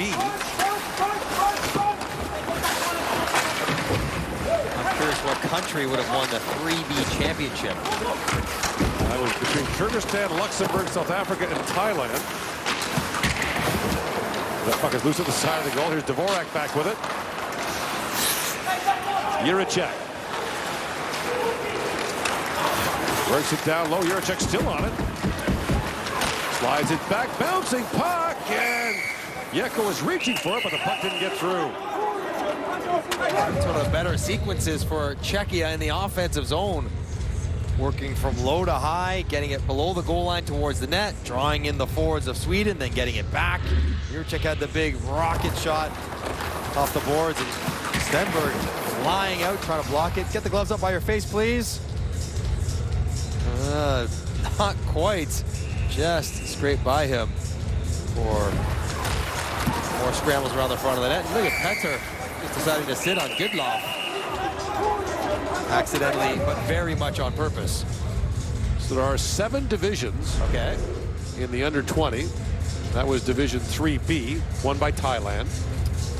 Powerhouse. Division 1A was played in Slovenia. That was won by Denmark, which won promotion to next year's tournament. Kazakhstan was relegated. Which leads to another often asked questions. As Halinka's long shot got through and Gidloff made the save. Why isn't the qualification held in the same year so that the team that wins that Division 1A has the same players? The problem is there are 7 divisions, and there's promotion and relegation in all of them. That goes off the side of the goal. Wahlberg has that poked away. So it doesn't work if one of them isn't in sync with the others. Ashton goes rink wide. That's batted in by Chalet. So Denmark would have had a number of players who will age out for next year's tournament. There's probably only so many 3-week stretches you can take off from your club teams and from school and from life to go play international tournaments all around the world as well. These guys are still kids. Berkquist back for it.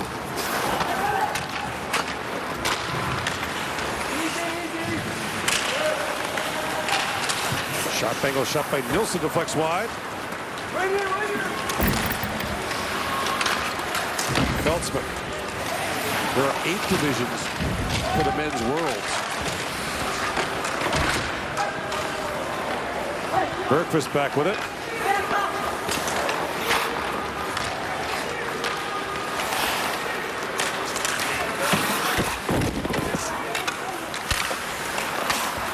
But all those tournaments have to be staffed, officiated. Statisticians have to be on site. And they are in some arcane locations. Not places that would have usual hockey infrastructure, multiple rinks and all the rest. Here we are, halfway through the 3rd period. 2-2 game. And these 2 teams played in the round robin. Sweden won 4-2, were sort of in control of the game the entire time. But anytime you're the underdog, and I would assume Czechia would have been a slight underdog in this game, the shorter you can make the game, the more likely it is that you'll have success. So they got Czechia's got the game where they need it. Here's that face-off play. Stenberg way over. See if they can.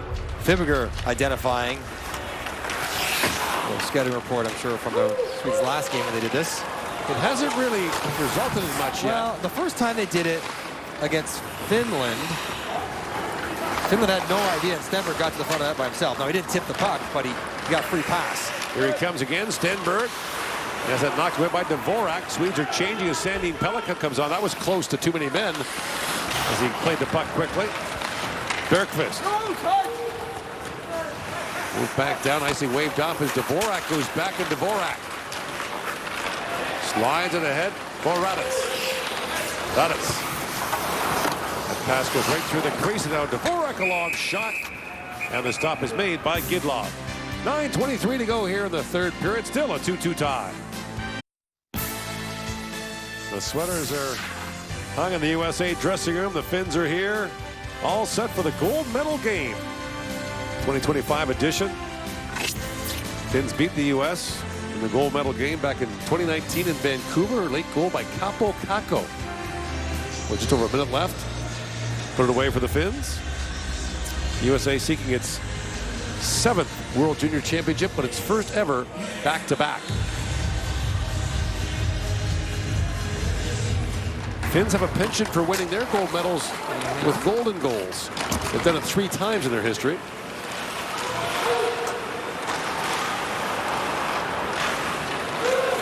Edstrom tries to slide that in. Mashtalerski knocks it down. Rink wide pass back in front for Holinka. That was knocked away by Hurtig. Chalet trying to dig that free. Holinka. Uzanetsky back across for Galvez. Shoots. That was tipped high by Chalet. Now back comes Wahlberg the other way. Wahlberg gets a step, but Uzanetsky stayed with him, and Galvez picks up the loose puck. Very close to interference for Uzanetsky. Stretched out that take a long time. Now a long shot there by Stützle. And the glove save made by Gidlov. Stützle trying to cap off what would be a great tournament if you grab one more. Currently the tournament goal leader with 7. Not really Rister. Sails over top. Over Gidlov, and Gidlov 6'6". He looks monstrous. He gets that very forward shoulder crouch. Fibbiger in the corner to Sikora. Ottawa fans getting their last licks in on Sikora. I hope they, if he happens to get a medal, I hope they cheer him when he goes up there. Stützle for Sikora. That shot goes wide. That kind of turn doesn't seem to be in the offing. Just guessing. Eklund. Not sure we're going to have a change of heart over half these fans here this afternoon. Hedquist. Back around for Eklund. At the point, long shot by Bergqvist. Rebound put wide by Nilsson. Eklund sends it back in front. Missed Nilsson with that pass. Here's Bergqvist. Bergqvist. Sandin Pellikka trying to find his stick. It's picked back up by Raditz. Trying to find Sikora at center ice. He's tied up by Bergqvist.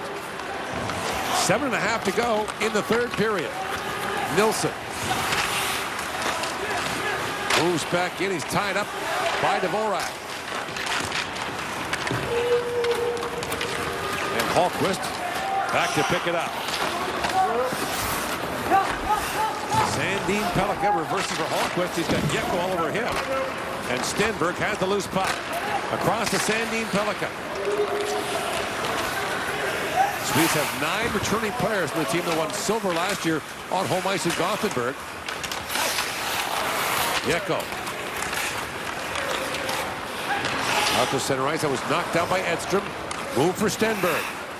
Stenberg comes leaping in, but taken away by Jiricek. He turns it over to Unger Sorum. Unger Sorum back around. Novotny races to it. And Novotny moves out ahead. Feltzman gets a step, and that's knocked away by Hurtig. But Feltzman wins that race. Feltzman still on it. Drops it back. Zidlichki with a shot to save by Gidlov. That was some strong work by Feltzman on the forecheck. Haas pivots back. Galvez. In for Uzanetsky. Zidlichki is shot, and reaching up to grab that is Gidlov. He'll hang on. All right, Feltzman with some good work around the back of the net, showing some speed. And both teams are having a hard time getting to the dangerous spots on the ice. There's a little possession, it's around the edges, there's point shots, there's shots from the side, maybe with some screens, but not much more than that. Feltzman. That's good skating. Puck protection, one-handed finding Zidlichki, but that's not supposed to ever go in, and Gidlov make sure that one doesn't. Someone's got to find a way to get to the front of the net.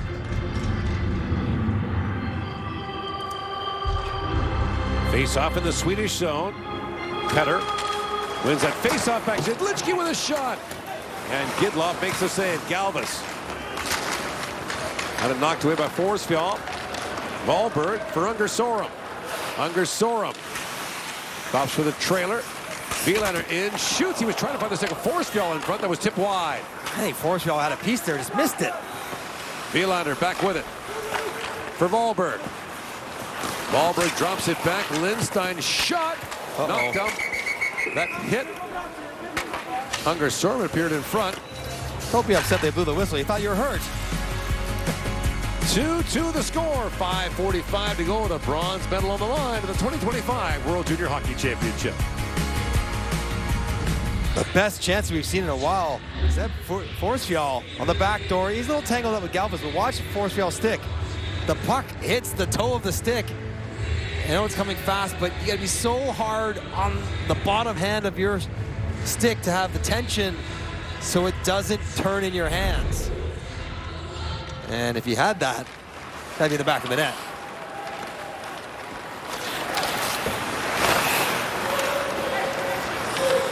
Nilsson. Lindstein to Wilander. 5.5 remaining in regulation. If they're tied after 60, it's a 10-minute overtime, and then, if necessary, a shootout. This is the last game that would potentially go to a shootout. The gold medal game is overtime until someone scores. 3-on-3 overtime Yes. until someone scores. So they never should last that long. It tends not to. Shootouts are much less common now in medal round games. Wilander drops it back. Eklund moves in. Bouncing puck in front. That's knocked down by Mashtalerski. And he's sending a long shot, and that deflected. Good save there by Rabel. Wow, Rabel keeping this game tied with a couple of nice saves. And you see Wilander chewing on his mouth guard, dancing up the ice, and good look to Eklund, who's buzzing around the offensive zone. Doesn't quite get enough on that one, and then another shot pass for a tip. As Sweden has been looking for sticks all game long, and they get one there. Hedqvist gets a pretty good tip and redirect on it.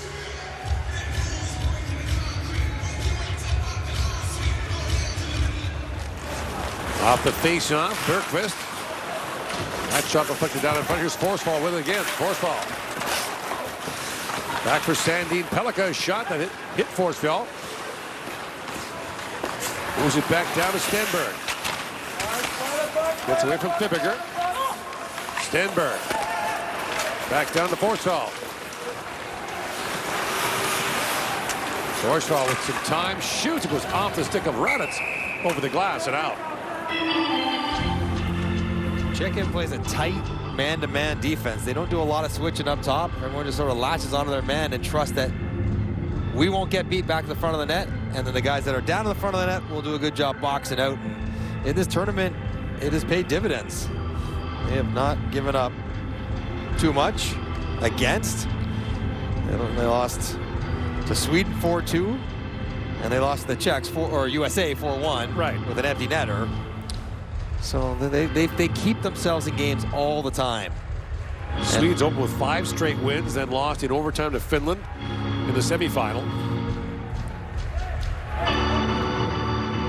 Playing in the bronze medal game for the 13th time, most ever, or 12th time rather, most ever. You know, the long shot comes off the end boards. Comfortable with it. Yeah, I call Wahlberg skating behind the net. Wow. Swedes are 3-8 all time in bronze medal games. This format began in 1996 at the World Junior Championship in Boston. Prior to that, it was a straight round robin. In comes Edström, has both of Sweden's goals. And that pass knocked away. Unger Sorum. Back across, picked up by Wilander. Goes behind the back, being shadowed by Novotny. Lindstein for Wahlberg. And Novotny gathers up the loose puck, banks it ahead, but not out. Unger Sorum stays on it. Unger Sorum wins that battle for the puck. Busted and shoots.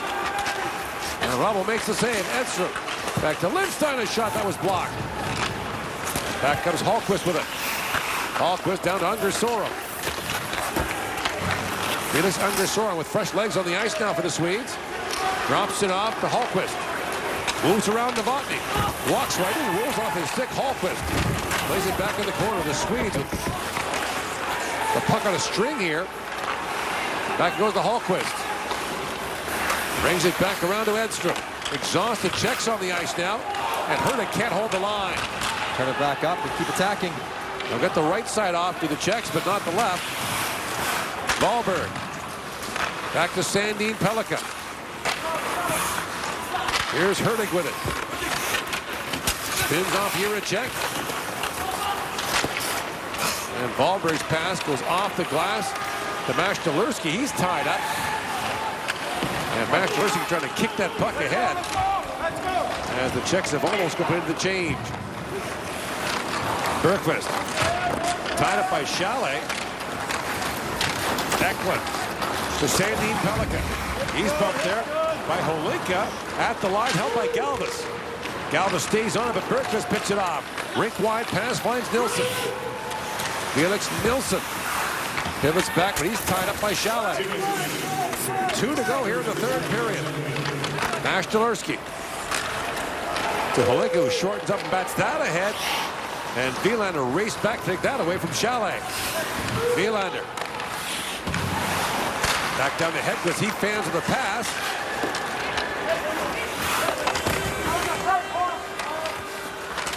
There's not been a power play since the first period in this game.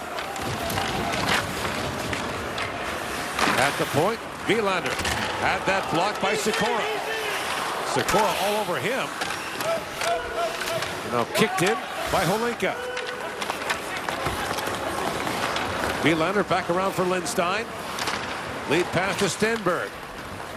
Lobs it down to the Czech zone. Back is Port to pick it up. Around he goes to Sikora. And Sikora. Long shoot in, knocked away by Bergqvist. Sandin Pellikka. Lead pass to Gronberg, and racing back is Fibbiger. Inside a minute to go now in the third period. Port. Lays it back around Fibbiger. Lead for Stancil. And Edstrom plays it back. Lindstein looks ahead. The pass knocked down by Raditz. And a bouncing puck goes to Yeko. To Stancil. In comes Stancil. Long shot. Save made by Gidlov. And he hangs on. Interesting looks. Here's this face-off sequence again. Wahlberg's got way up high. He wants to swing around the backside of the net and get lost. Unfortunately, Wielander, instead of throwing a puck maybe for a tip, wires one right to his hip, going behind the net. That doesn't feel very good. Wahlberg has that one sting a little bit. But I do like the creativity of putting guys in different spots and making the defense think a little bit. Face off in the Swedish zone. It's Holinka for the draw against Edstrom.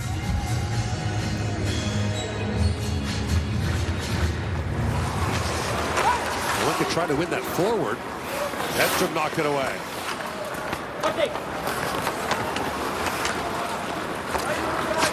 Hurtig for Wahlberg. Gets around Stancil. 10 seconds to go in the period. Wahlberg spins and shoots, and Lovell makes the save with 4.9 seconds left in regulation. They get themselves one more crack with an offensive zone faceoff, and Wahlberg has shown himself to be a better skater this year than last. Last year he was large and in front of the net, but this year seems to be carrying a bit more, a little bit quicker to create separation. After playing this year in Rochester, Buffalo's farm team. The face-off in the Czech zone. Edstrom for it. Wielander, Sandin Pellikka one-timer is what they're looking for if they can.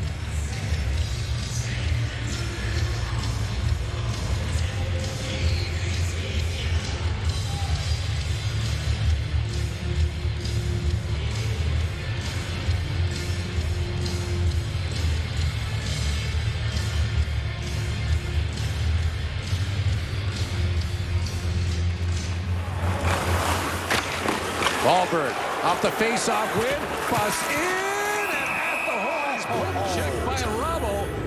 Wahlberg had a look but couldn't get the shot away. He wants a trip, but he was probably tripped after the whistle anyways. But a lot happened in 5 seconds. Scramble draw. Wahlberg jumps on it. I think he's going back to the point for a shot. He decides to take it. Dvorak blocking, playing net. Bravo might get him with his foot, but the time was expiring as Wahlberg makes a dramatic effort to go Bobby Orr for a game winner. 22 didn't quite equal 4 there. 2 plus 2 could. 2-2 the score after regulation. Overtime coming up in the bronze medal game. In the bronze medal game for the second time in 3 years. There are the goal scorers. Edstrom with 2 for the Swedes. Chalet and Stansel for the Czechs. So it's 10 minutes of overtime. If there's still time, it's a shootout. The gold medal game is OT till someone scores.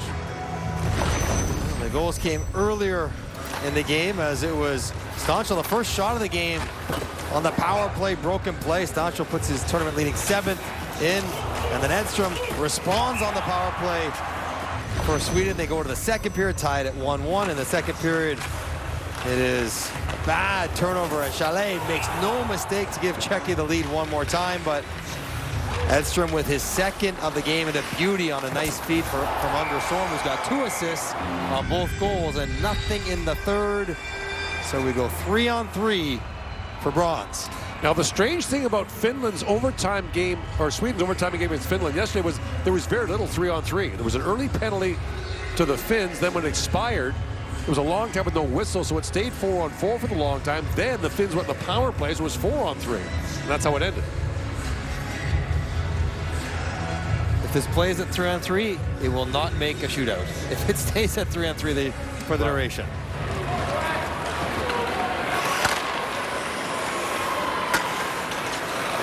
Here is Chalet, along with Jiricek and Raditz for the Czechs. Chalet trying to get by Edstrom, and now the Swedes come back the other way.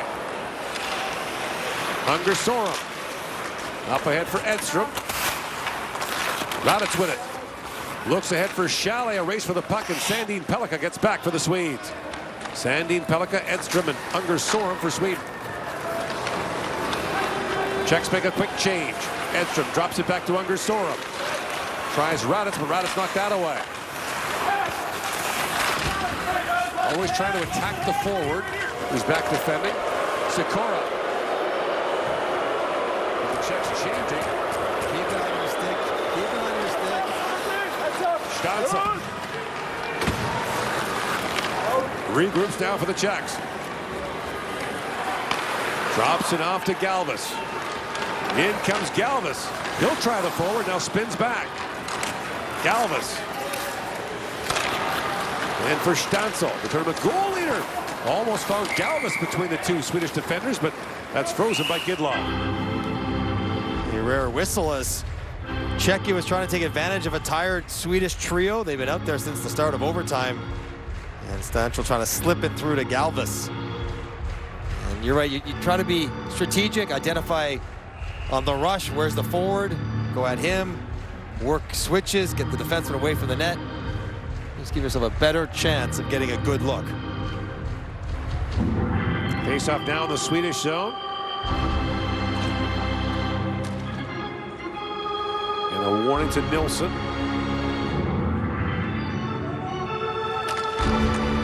One back by Holinka to Fibiger. To Miroslav Holinka, who spins back to center ice.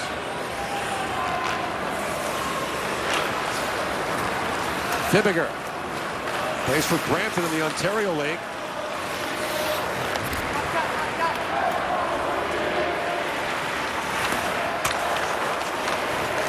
Fibiger. Lead pass to Mashtalerski. Mashtalerski being watched there by Lindstein. They tangle in the corner. Wahlberg trying to poke that free, and does. Chance for a 2-on-1 if they hurry. Wahlberg in with Nilsson. Wahlberg stumbles, and there a chance for the Czechs the other way. 2-on-1. Lead pass to Mashtalerski. Lindstein back defending. Mashtalerski shoots, and Gidlow got just a piece of that. He looked back, but the puck went wide. And a costly toe pick from Wahlberg. I thought that's what he might want to wait to make it a clean 2-on-1, but elected to take the shot himself. Sandin Pellikka pivots back. It's Raditz out there with Chalet. And Jiricek again for the Czechs. And Forsfjord moves in for the Swedes. Drops it back to Sandin Pellikka. Flips it back across to Victor Eklund. Crisscrossing with Forsfjord. Drops it off. Sandin Pellikka walks in and shoots and missed up high. As Rabo might have got a piece of that. Yeah, the best chance of overtime so far. Masterlewski on a fall by Wahlberg. So now he's got a 2-on-1 if he wants to wait on it. Lindstein's back, but you can wait, and elects not to. If he just slow down a little bit, I guess he fancies his, and he almost snuck it under the glove anyways. And Sandin Pellikka sails one up and over. Let's see how it goes though. One team goes for a 3-on-2, the next one goes for a 2-on-1. That draw was horrific. Multiple violations.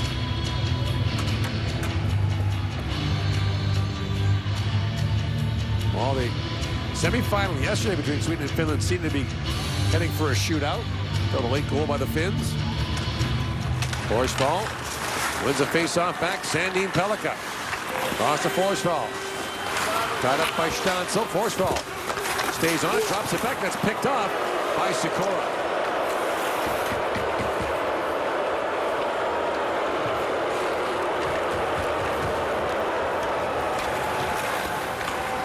Galvis moves ahead. Galvis pivots back in the corner. Drops it back to Sikora at center ice. Sikora moves it and shoots, and a save made by Gidlov. Here's Galvis back with it. Czech looking to change. Galvis slides in and shoots. It goes off the leg of Edstrom. Raditz back on it. Galvis jumps up. Edstrom worked that free and plays it back around to Wilander. Chalet back out there for the Czechs. Edstrom for the Swedes. Stenberg in the puck. Wilander in across the line, but Stenberg was offside. Stenberg has been quiet in the second half of this game.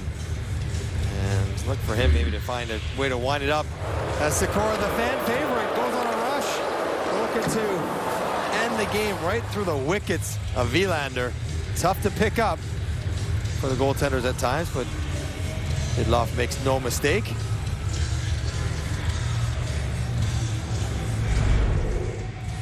And at this point, Sikora scores. I'd appreciate it for him if he was able to find a way to score. Lindstein back with it. Stenberg and Edstrom out there with the lead pass for Stenberg.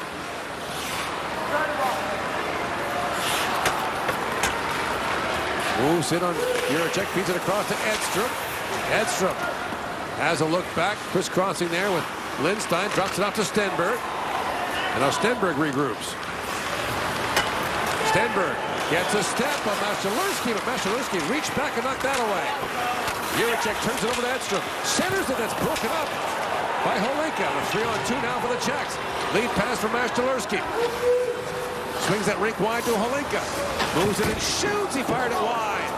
And now a chance the other way. Unger Sorum almost off the races, but Jiricek came back. Unger Sorum with the Czechs changing. In across the line. Unger Sorum. Walks right out. Unger Sorum. Around Chalet.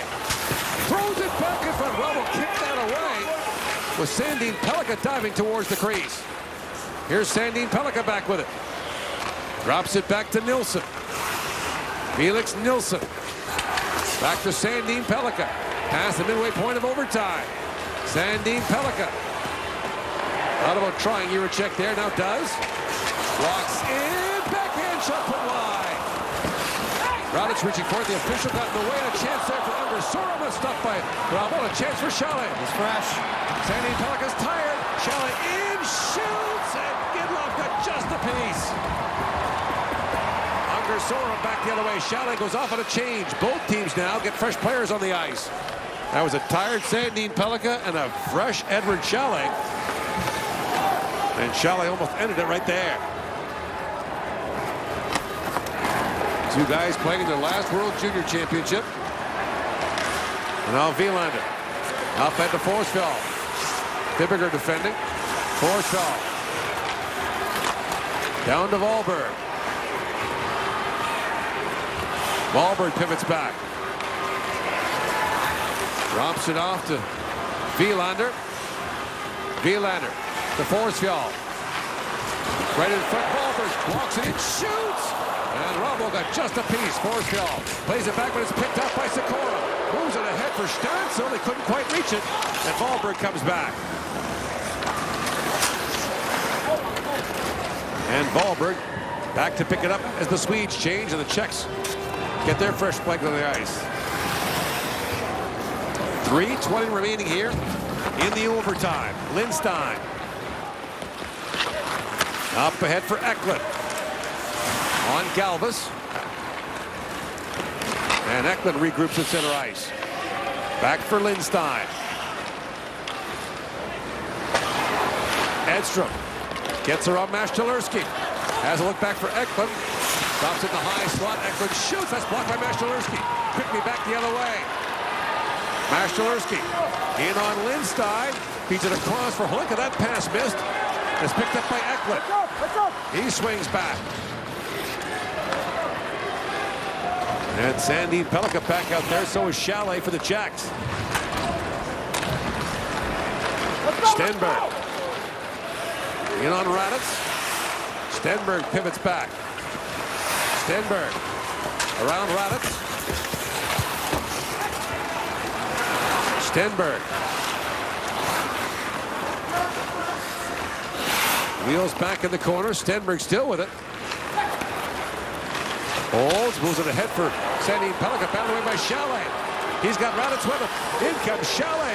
Moves it and shoots. And the save is made by Gidlov, and he hangs on. Two good chances for Chalet in the last couple of minutes.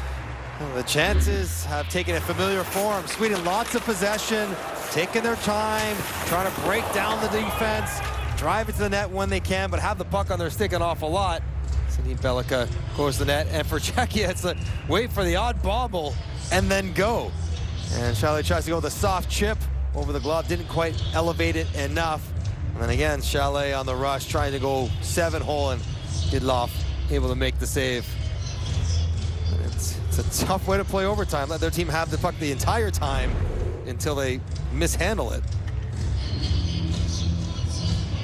2:01 to go in overtime. Stansel for the face-off. Forsfeld gets a warning.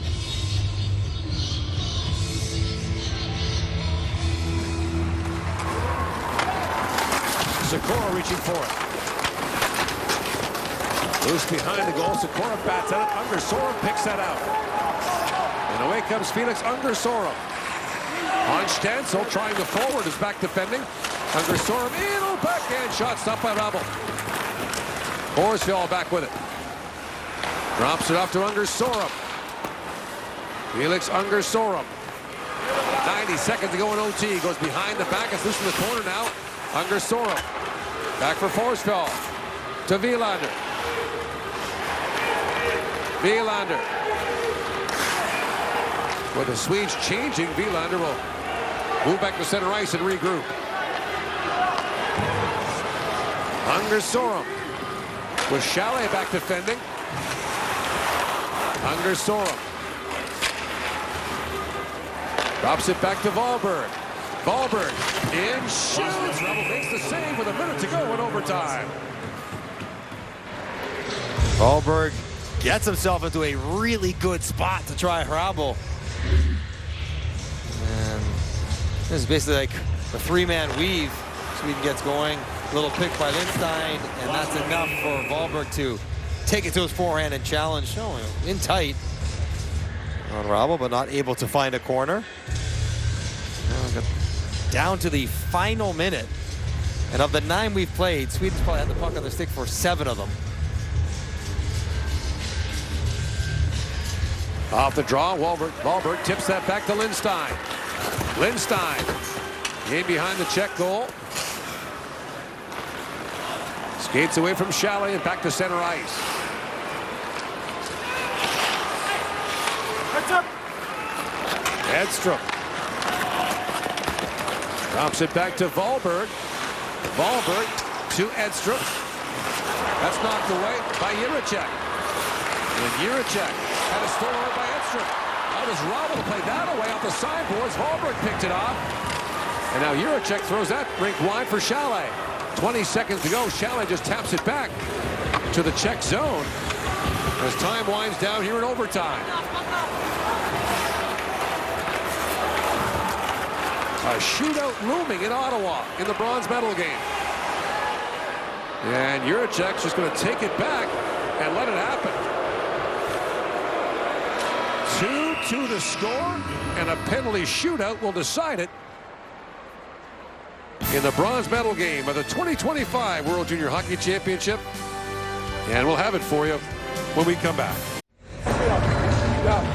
And so it's off to the shootout we go. 5 rounds. If it's still tied, the teams will switch order. The first shootout in the medal game at the World Juniors since the 2017 gold medal game between Canada and the United States, won by the U.S. in Montreal. They managed to survive the 10 minutes of overtime. Not a lot of great chances, but a couple close calls. As there were a few odd man rushes. Vasilevsky tried to squeeze one home. Gidloff turns him aside. Sandin Pellikka tries to flip one off the head. Just little broken plays for Sweden. Nothing super clean in front of Rabel, as opposed to Czechia had a couple. Looks like this one might be the best one of them all. Chalet trying to go short side on the shovel. But the goaltenders were locked in. Never really looked that bothered by any of these chances. Never struggled with the save. Never looked uncertain. And both now will be center stage with a shootout. Here's an interesting note for you. The Swedes won the coin toss, elect to go second. Conventional wisdom is that you go first, score first, put the pressure on the other team. Almost everyone who wins the coin toss for a shootout elects to go first. Right.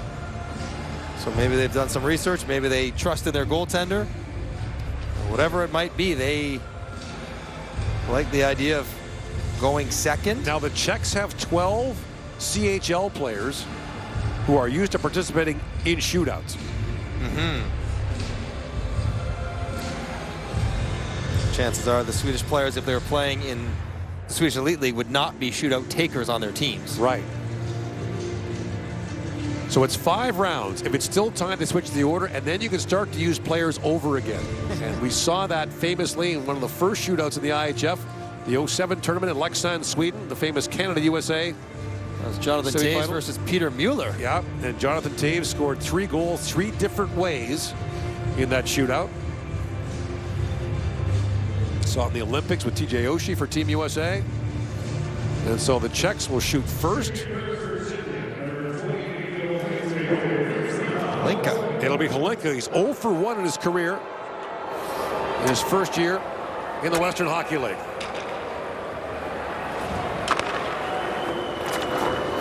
In comes Hlinka on Gidloff. And a pad save by Gidloff. He threw on a heavy shot fake. Gidloff bid on it, but was able to still fight him off. Hlinka can just elevate. It's in. But the left pad stays high enough to turn him aside. And coming the other way is Felix Nilsson. Nilsson.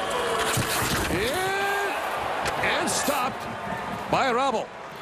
Worth noting that both these goalies are listed at 6'6". Right. Long legs, get to the post quickly. Nilsson has a nice move here, trying to go backhand, forehand, power wrap. And that's quick feet and long legs. Get the skate to the post quickly. Stancil, the tournament goal scoring leader, 0 for 1 in his career in the Western Hockey League. In comes Stancil.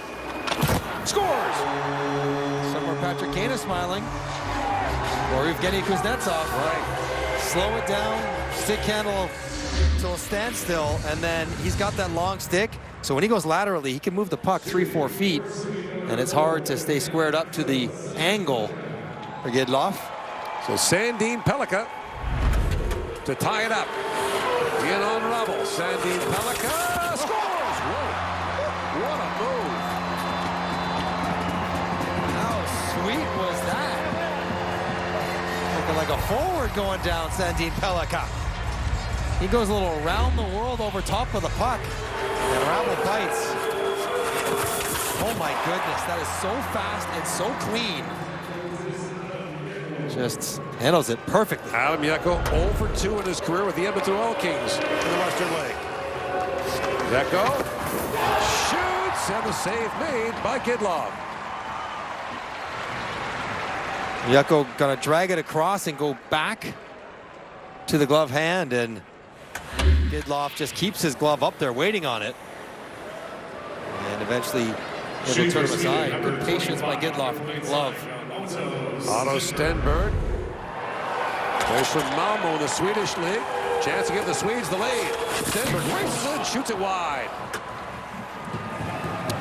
Well, the opposite of the Kuznetsov, goes super fast and try to beat the goaltender with your skating speed, not your hand speed. And you see the footwork of Rabel backing up. Little C-cuts. And now Chalet in his last World Junior. Chance to give the Czechs the lead at the goal post. Oh, that's so cheeky. It's what he tried to do on the breakaway attempt in overtime. Little flipper, Datsukian. And now it's Edstrom, who has both Swedish goals in regulation. Chance to go ahead here. Shoots, and Rabel the save, and through 4 rounds, it's still 1-1. Okay, on to sudden death right away. Pretty much. Oh no, who's going? Public enemy number 1, Sikora. Chance to put the Czechs ahead.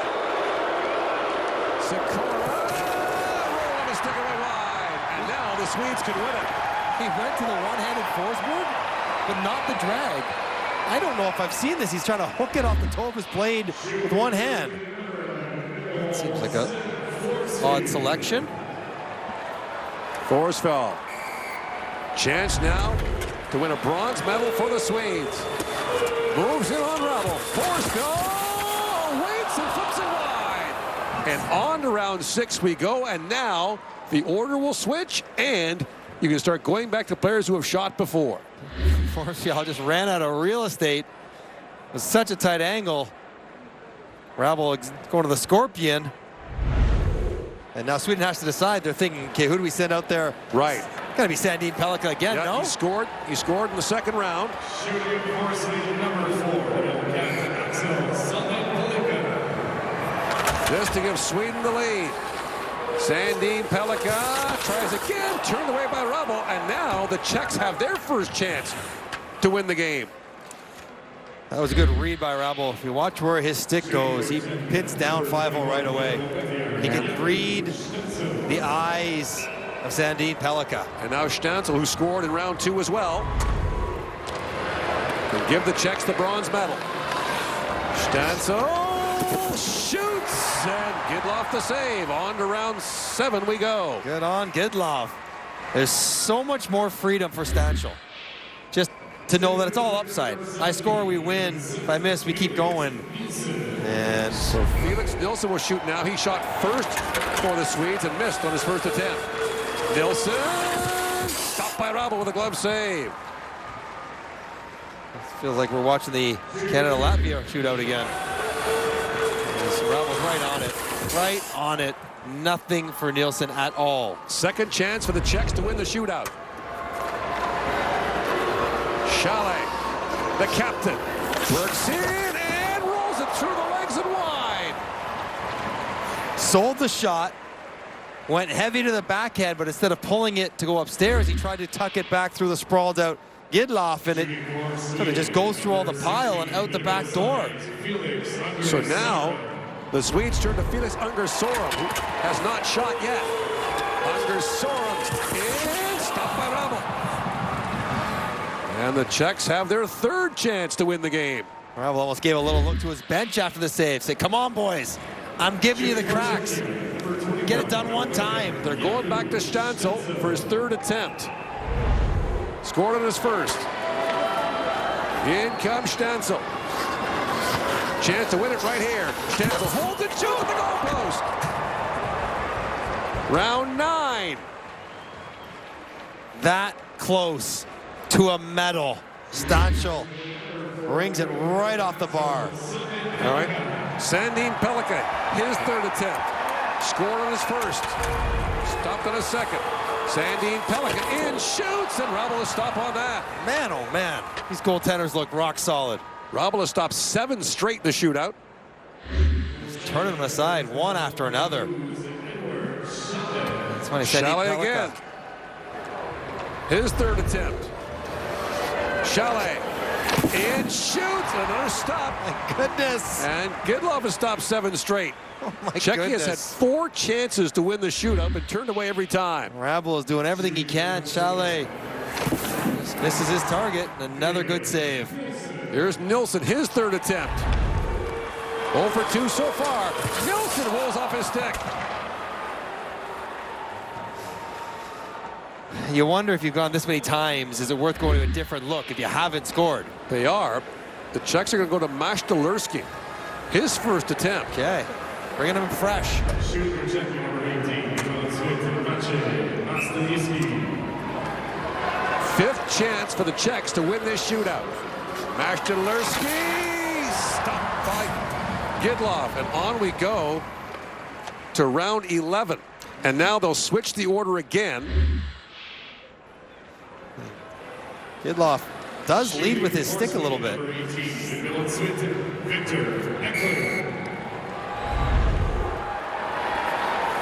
it's Victor Eklund. His first attempt. Eklund winds it and shoots.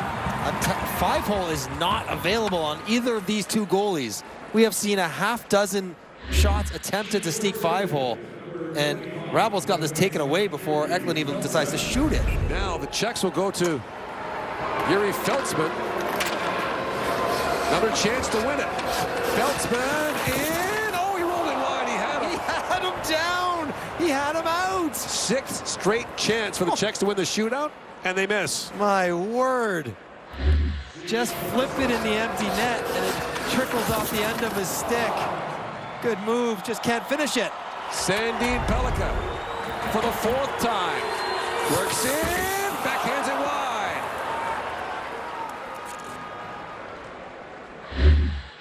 I mean, can we just give the medals to the two goaltenders? They are putting on a show. Now it's Wojtek Raditz. Raditz, another chance for the Czechs to win it. Raditz works in, he's stopped by Gidlov.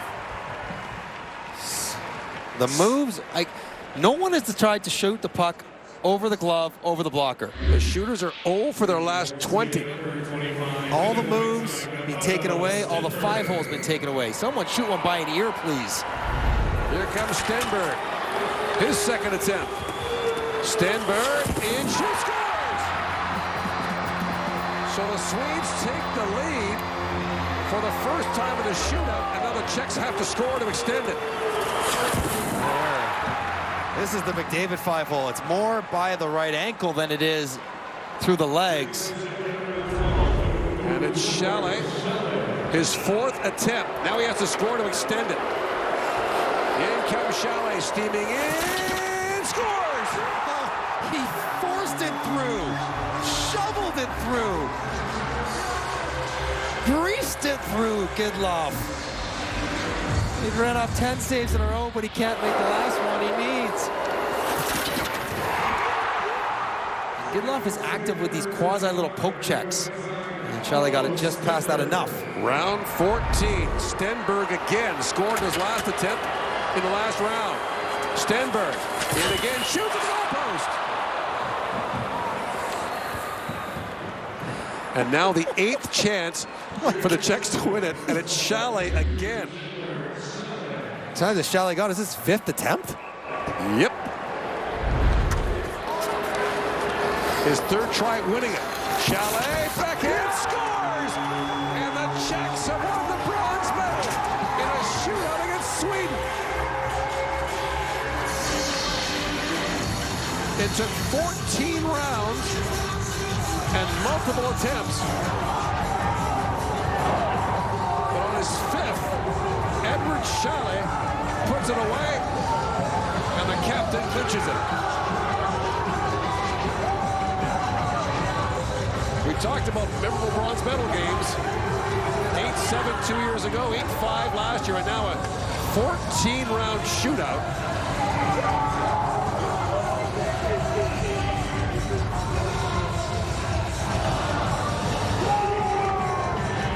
What a performance by Michael Rabel in the shootout, giving his team chance after chance to win a medal.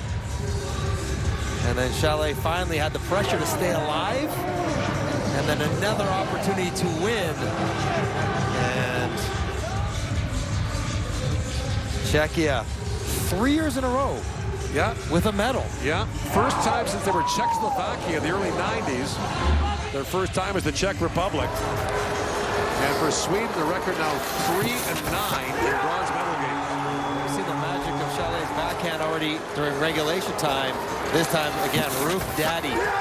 So he scored to extend it in round 13, then scored to win it in round 14. And it's classic move. Sell it, pull it, elevate.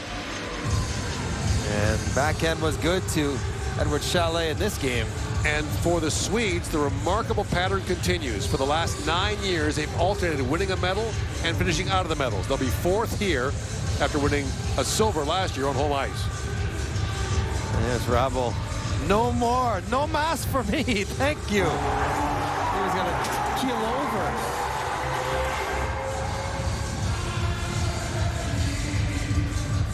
That is so great for Chalet to end his junior career this way. And then on the flip side, Gidloff, who has nothing to hang his head about the way he played in this game or in the shootout. I was waiting for the Czechs to bring out Marek Malik. Remember him in that Rangers shootout a long time ago? Of course, through the leg, round 17. Yeah. He was 2 away. So now we'll get the player of the game presentations and the bronze medals to the Czechs. The warm-up for the gold medal game is due to start in 18 minutes.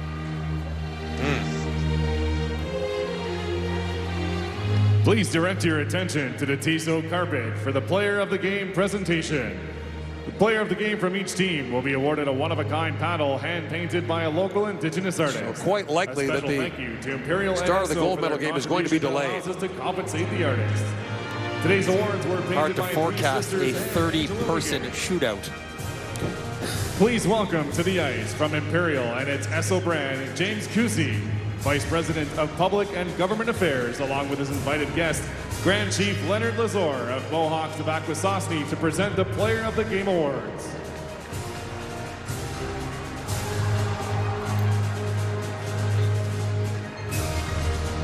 The player of the game for Team Sweden is number 15, the numéro 15, David Edström. Edström scored twice for the Swedes. Fourth place finish, a bitter one. The overtime loss to the Finns in the semifinals knocks them out of gold medal contention. Then a shootout loss to the Czechs takes them out of the bronze.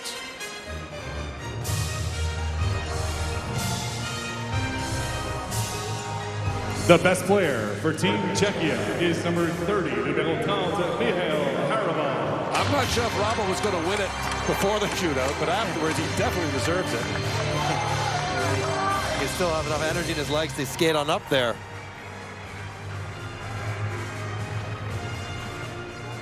The Swedes scored twice on 15 attempts. And it was this close. Stenberg looking to take the lead. Rings one off the post. This is right before Chalet goes to try to win the game. Please, thank you very much.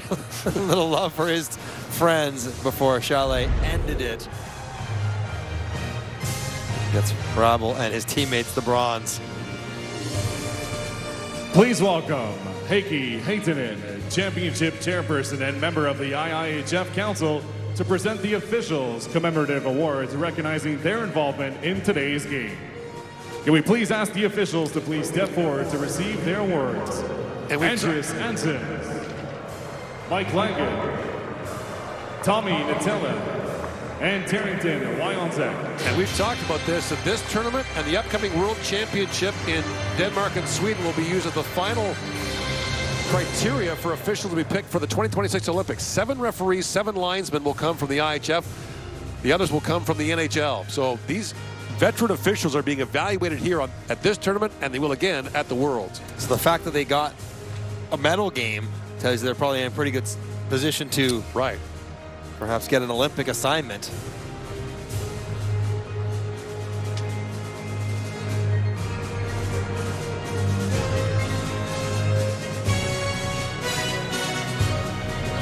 That, by the way, the longest shootout in World Junior history. It's so great. And the IHF Senior Vice President to present the previous most shots was 20. This was 30.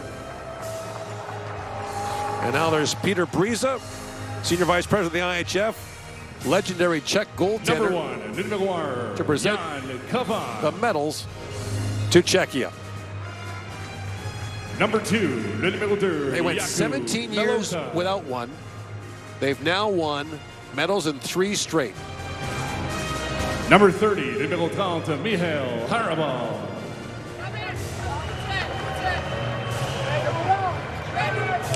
Number 3, numéro 3, Wojciech Port. And we'll see what happens with number 17, Peter Sikora is announced. Oh, no. Number 5, they'd be all smiles no matter what. Adam Irichik. Number 6, 90s Czech to return next year to the tournament in St. Paul and Minneapolis, Minnesota. Number 7, numéro 7, Jakub Fibigler. Number 9, numéro 9, Wojciech Kusinecki. Number 10, numéro 10, Adam Yeho. Number 11, numéro 11, Pavel Šimek. And this was the way the Czechs used to do it when they did it more frequently. Finding ways. Number not 14, have the most talented team every year, but figuring out how to win and making it hard. Number 15, numéro 15, Wojciech Chihars. Number 17, numéro 7, Petr Sikora. He's applauding the fans for booing him and waving to them. They gotta have fun with it. Good that it wasn't bringing them down. Number 19, numéro 9, Andre Kos. Number 20, numéro 20, Dominic Petlin. Number 21, numéro 21, Jakub Stenzel. Number 22, numéro 22, Wojciech Hradec. Number 23, numéro 23, Tomáš Galvis. Patrick Augusta. Number 24, numéro 24, played in the NHL for Toronto and LA. Spent 7 years playing in Germany as a pro.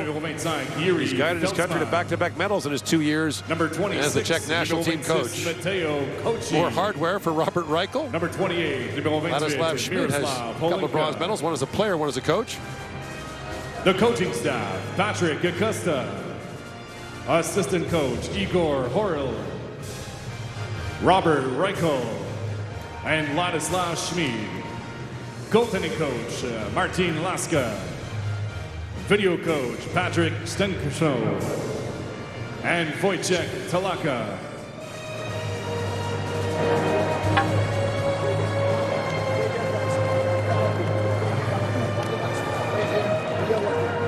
Tough. It's just to hang in there. 15 times the last 30 years of medal round play, the Swedes have been undefeated in the group stage. They have 1 gold medal to show for it. It goes against all mathematical reasoning and logic that their results have not matched up with their quality of play for so many of these tournaments. And now the Czechs will receive to the present third-place trophy. IHF trophy to the bronze medalist is Petr Briza. Would Edward Schale please come forward to accept the award? The shootout hero, the captain, 3 World Juniors,